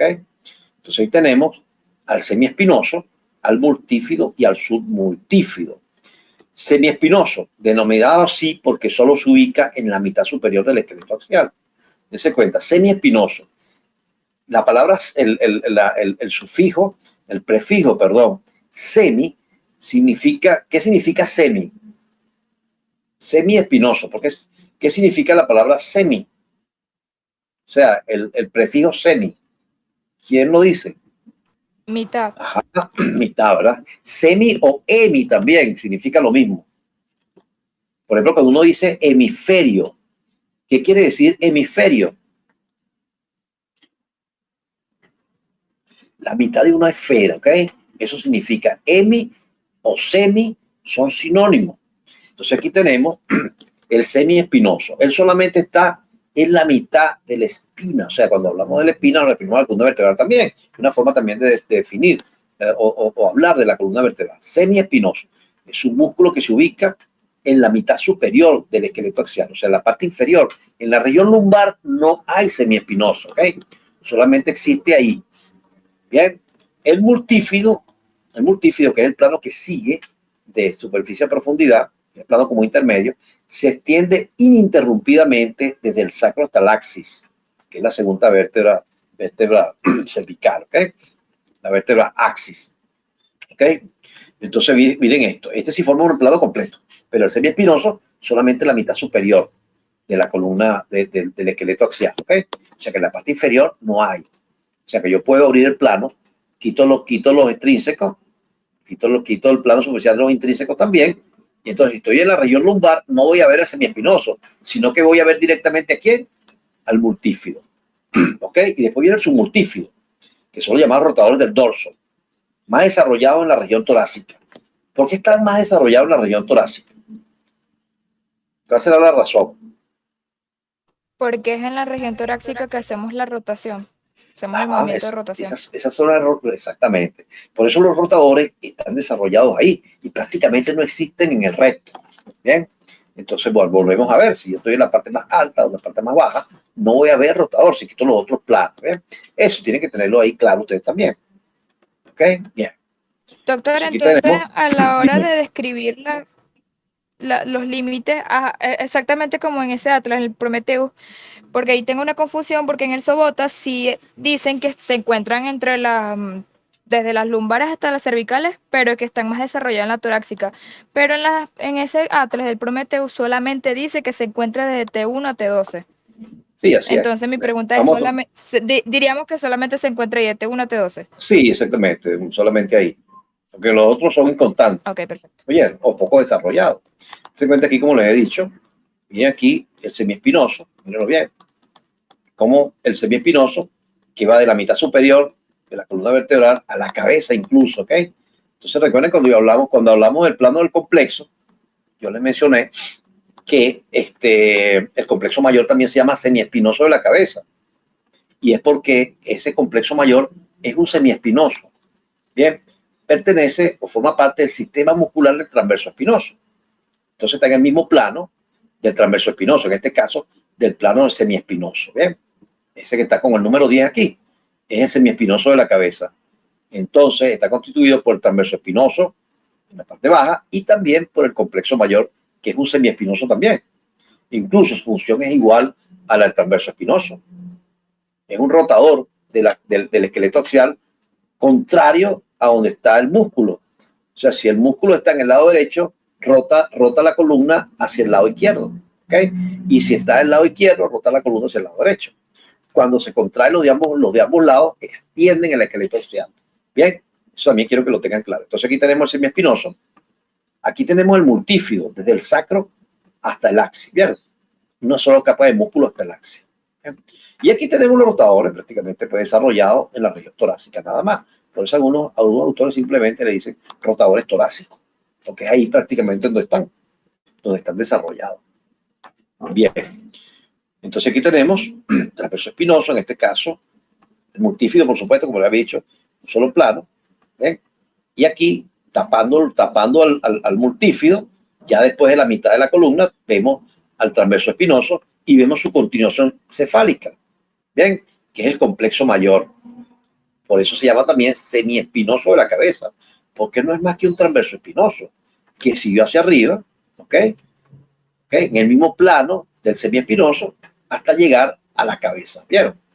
A la línea curva occipital superior, así como se ve aquí. Los rotadores justo desarrollados a nivel del tórax, ¿vieron? Ahí se ve muy bien. Bien, ahí está. ¿Ok? Músculo intrínseco del dorso, vamos a hablar de la nuca. Entonces tenemos ahí al plano del esplenio. Bien. El plano de los complexos, ahí tenemos el complexo de medial lateral, complexo mayor, o semiespinoso de la cabeza, el complexo menor, que no es más que un longísimo. O sea, porque él se extiende, el mismo longísimo del tórax que vimos en la vez pasada, se va a extender hasta el vértice de la apófisis mastoide, ¿okay? Del hueso temporal. Entonces es el longísimo de la cabeza. ¿Bien? Y el cervical transverso se queda en el cuello, por fuera del complejo menor. Y ese longísimo del cuello o de la nuca. ¿Bien? Okay. Y los suboccipitales, que es el plano más profundo. Tenemos el recto posterior mayor de la cabeza, el recto posterior menor de la cabeza, el oblicuo superior menor de la cabeza, el oblicuo inferior mayor de la cabeza. ¿Ok? Bien. Vamos a ver aquí. Vamos, perdón. El plano, se cuenta que en el plano superficial aquí simplemente quité a quién, al trapecio. Bien. Esto es el escleromastoideo que va hacia adelante. Y vemos inmediatamente el primer plano de los músculos intrínsecos de la nuca, que va a estar formado por el esplenio, ¿no? El esplenio de la cabeza hacia más alto y el esplenio del cuello un pelín más abajo. Parte de T6, de la apófisis espinosa de T6, y a nivel de T3, o menos, uno se va hacia afuera, buscando la apófisis transversa, tubérculo posterior, pero transversa las primeras 4 vértebras cervicales, para imbricarse con este músculo que está aquí, que es las porciones de origen del angular del omóplato.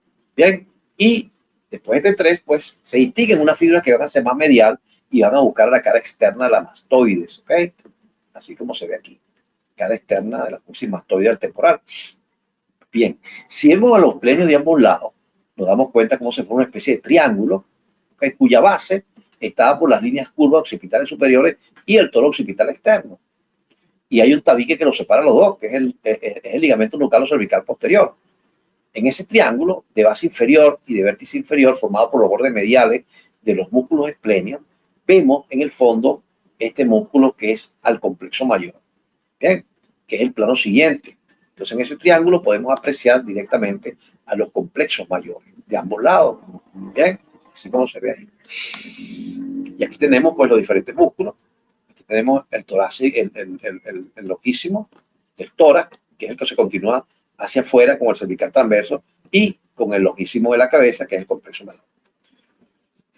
Bien, entonces el plano del esplenio, músculo esplenio de la cabeza, se origina de la apófisis espinosa de las 3 primeras vértebras torácicas, apófisis espinosa S7 y la mitad inferior ligamento nucal, o cervical posterior, también se le llama. Aquí lo tenemos, el esplenio. Se cuenta que este músculo que está aquí, ¿cuál es este músculo? Se cuenta que está tapando todos ellos, pero se fija en la escápula. ¿Es cuál? Este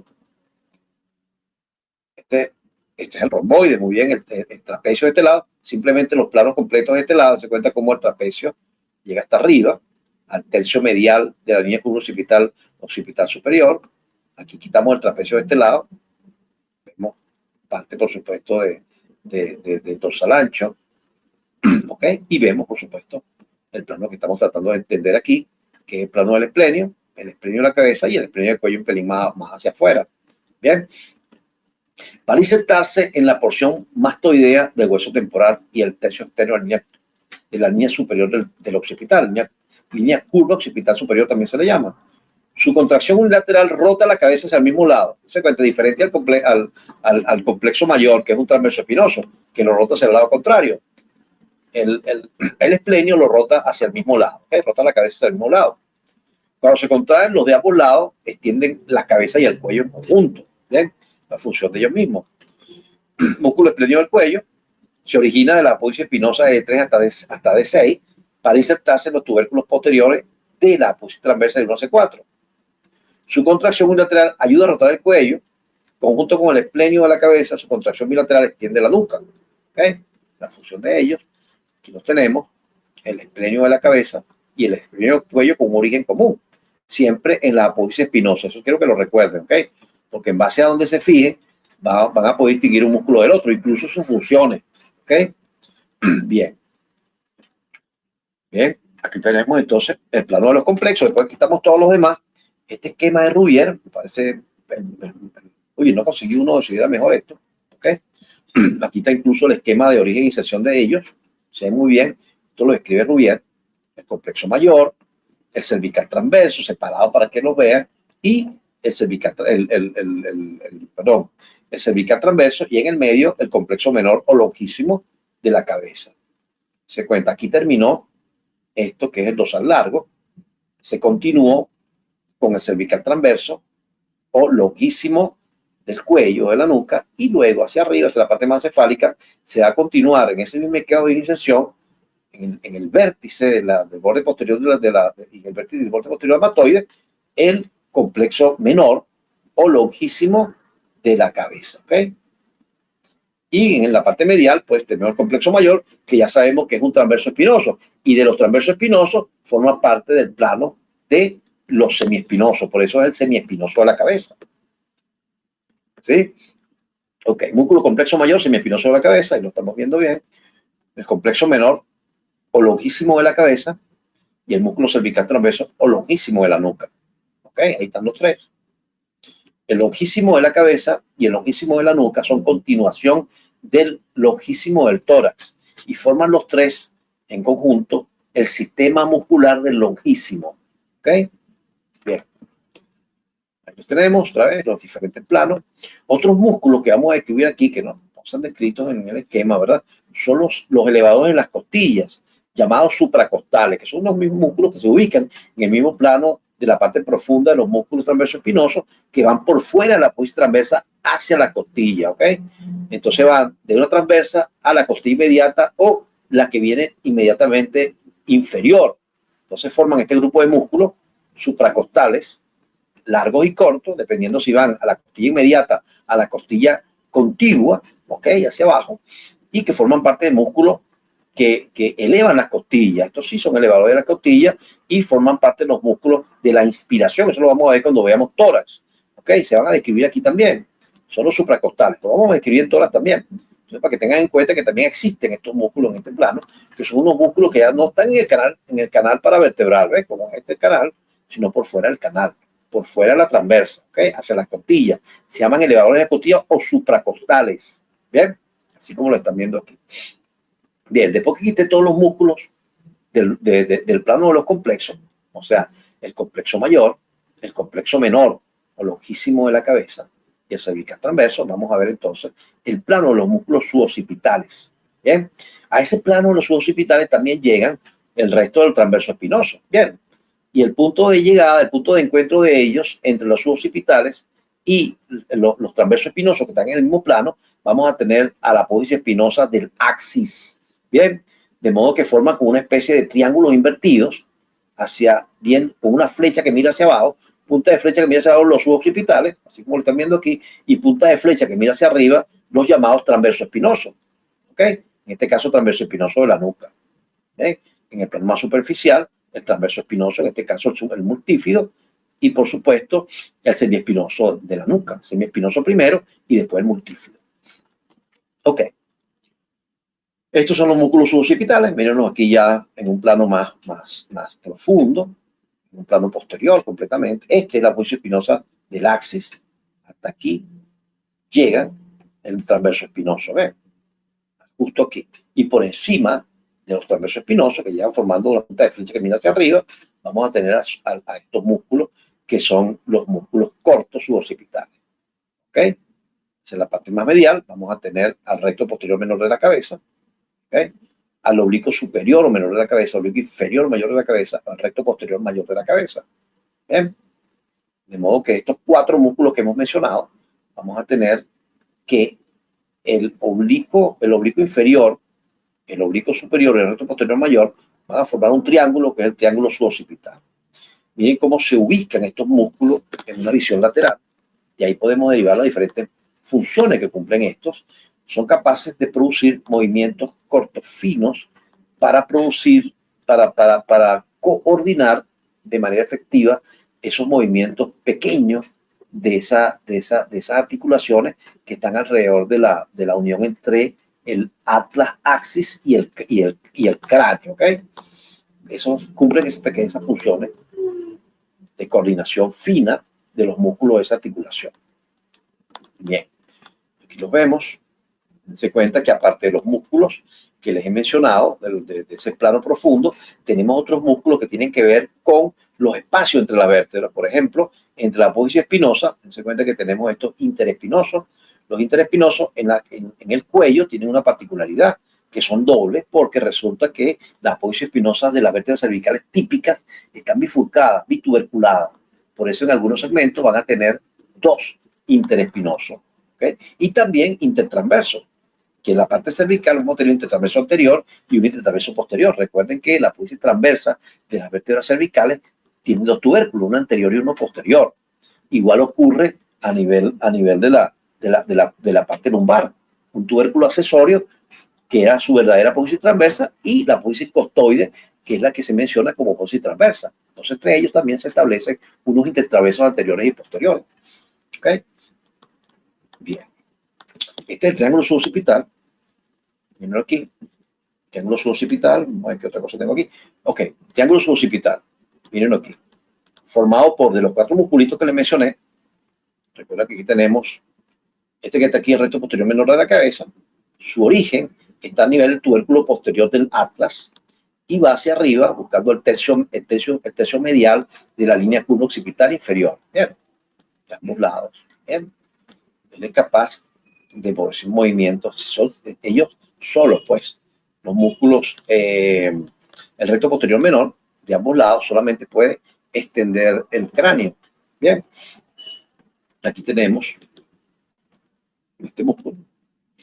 Lo que quiero que vean en el fondo, esta arteria que es la arteria vertebral y la rama posterior de C1, que es el nervio suboccipital.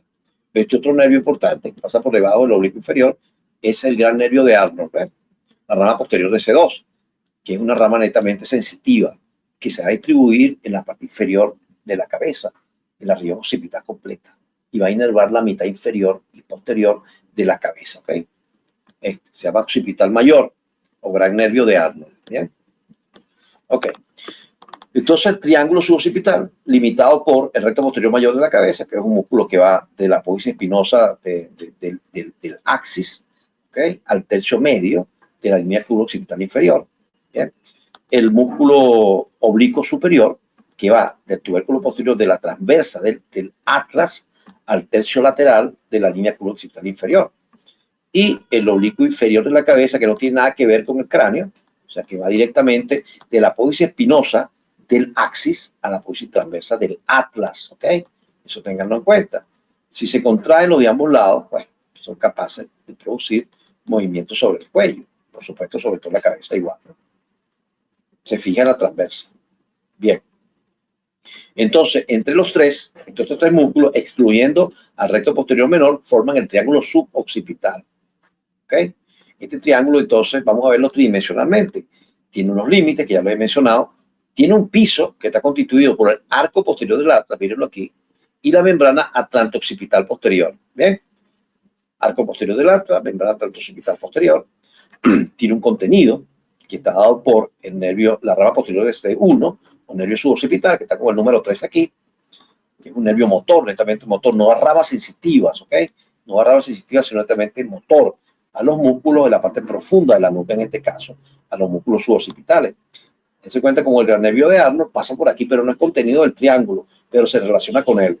Y en su abordaje, él pasa por debajo del borde inferior del músculo oblicuo inferior o mayor de la cabeza. Después perfora al techo de este triángulo que está dado por el músculo complexo mayor, ¿vieron?, para distribuirse en la parte posterior de la cabeza. El gran nervio de Arnold es un nervio sensitivo, no es rama motora, netamente sensitivo, ¿okay? Entonces, el triángulo suboccipital, sus límites, su piso formado por el arco posterior del atlas y la membrana occipital posterior, el techo que está formado por el complejo mayor, algunos libros mencionan también el complejo menor, ¿okay?, o lo que hicimos en la cabeza. Bien, el contenido, nervio suboccipital y esta arteria que es la arteria vertebral. La arteria vertebral, después que atraviesa el conducto formado por la superposición de la apófisis transversa, de los agujeros transversos, de todas las vértebras cervicales, a excepción de C7, aborda, pasa por detrás de esta zona, en el piso del triángulo, y perfora la membrana occipital para formar parte después de las arterias que van a irrigar la base del cráneo, la base del encéfalo, ¿bien? Va a formar la arteria basilar. Entonces, la arteria occipital es una arteria muy importante. Se cuenta cómo podemos ubicarla en este triángulo como contenido de él. ¿Bien? Entonces, el nervio suboccipital y la arteria vertebral son el contenido de este triángulo. ¿Okay? A esta zona de la nuca podemos apreciar claramente aquí cómo viene la inervación, la irrigación, una arteria que viene del cuello, es la arteria occipital, rama de la carótida externa, se distribuye para irrigar esta zona.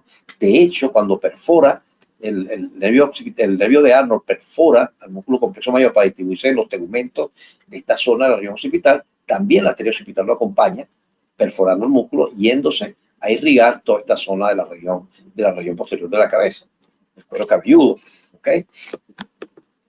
También está la cervical ascendente profunda, como ramas que irrigan esta zona de la nuca, ¿ok? Bien. Y él se cuenta cómo los diferentes nervios van saliendo de forma segmentaria, cada uno, ¿eh? Miren esto, miren rama motora y rama sensitiva, por supuesto. Yo le dije que C2, que es este que está aquí, pues, da una rama netamente motora, y la rama posterior de C1 es netamente motor, no a rama sensitiva. C1 no tiene representación en el cuero cabelludo, ¿ok? C2 sí, porque C1 es netamente motor. Ven, así como están viendo ahí. Bien, sistema muscular del lonjísimo. Aquí tenemos, pues, el lonjísimo del tórax, que es el dorsal largo. Se cuenta su punto de origen aquí, punto donde se fija en la apófisis costoide y accesoria de las lumbares, ¿ok? Transversa y costal, transversa a nivel torácico, en la transversa de la vértebra torácica y en la costilla adyacente, ¿ok? Hasta que llega a la segunda costilla, donde se agota el músculo dorsal largo, ¿no? Luego le siguiendo este mismo esquema, de transversa a transversa, en este caso, el cervical transverso, que es el lonjísimo del cuello, de la nuca, y después, siguiendo el mismo esquema de transversa, ¿ok? De transversa y base de las articulares, va a llegar o va a subir hasta el vértice de la mastoides, la porción cefálica de estos lonjísimos, que vendría siendo el complexo menor, ¿sí? Entonces aquí está el sistema del lonjísimo completo ahí. Entonces, el lonjísimo de la cabeza, el complexo menor, lonjísimo de la nuca, el cervical transverso, el lonjísimo del tórax, es el dorsal. Es como un solo músculo, pues, que tiene diferentes porciones, ¿bien? Por eso, entonces, cuando yo les decía lonjísimo de la cabeza, complejo menor, perdón, me referí también a que se llama lonjísimo de la cabeza. ¿Ok? Ahí lo tenemos, mismo esquema. Y tenemos el sistema muscular del transverso espinoso. Entonces, el transverso espinoso completico, así grandote, y al semiespinoso de la cabeza, que es el complexo mayor, ¿bien? Que son los que forman este sistema muscular. El sistema del lonjísimo tiene como función, pues, producir extensión. Cuando se contrae los de ambos lados, van a extender el esqueleto axial, o sea, van a extender la columna vertebral y el cráneo, ¿no? Cuando se contrae los de ambos lados. Si se contraen unilateralmente, pueden lateralizar el esqueleto axial hacia el mismo lado, e incluso el lonjísimo de la cabeza, al contraerse, puede llevar la cabeza hacia el mismo lado de su contracción. ¿Ok? Vamos a ver las funciones de estos músculos. Bien, el sistema transverso espinoso, vamos a tener el transverso espinoso completo. Recuerda que está formado por un primer plano que es el semiespinoso, el segundo plano que es el multífido y un tercer plano que es los rotadores. Y el semiespinoso de la cabeza, ¿ok? Que sería el complexo mayor. Eso forma parte del sistema transverso espinoso.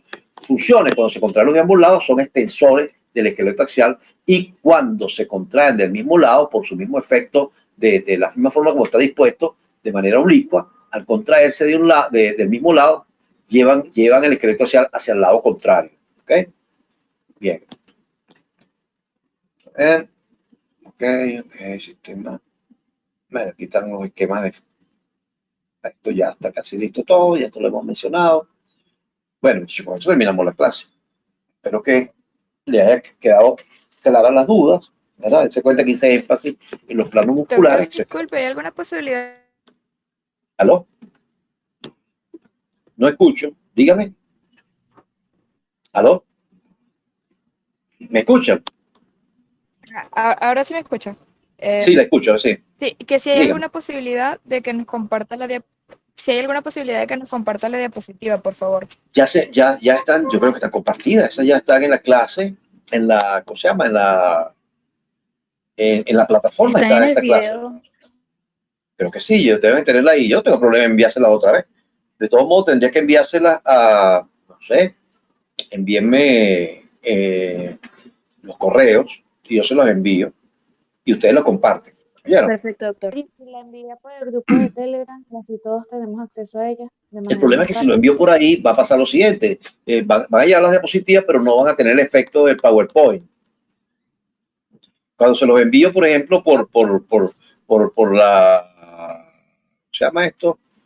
por el correo, que se los envío en el esquema este de, no recuerdo el nombre, sí llega todo, pueden bajar incluso porque esto hay que comprimirlo para poderlo enviar.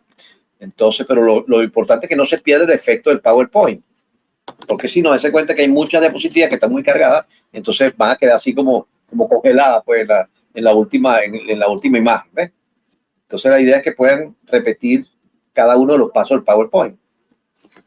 Entonces envíenme el correo, yo les envío eso, les envío a los que me envíen el correo, yo les envío la información. Ok, bueno muchachos, chévere. Sigan leyendo ahí, ¿verdad?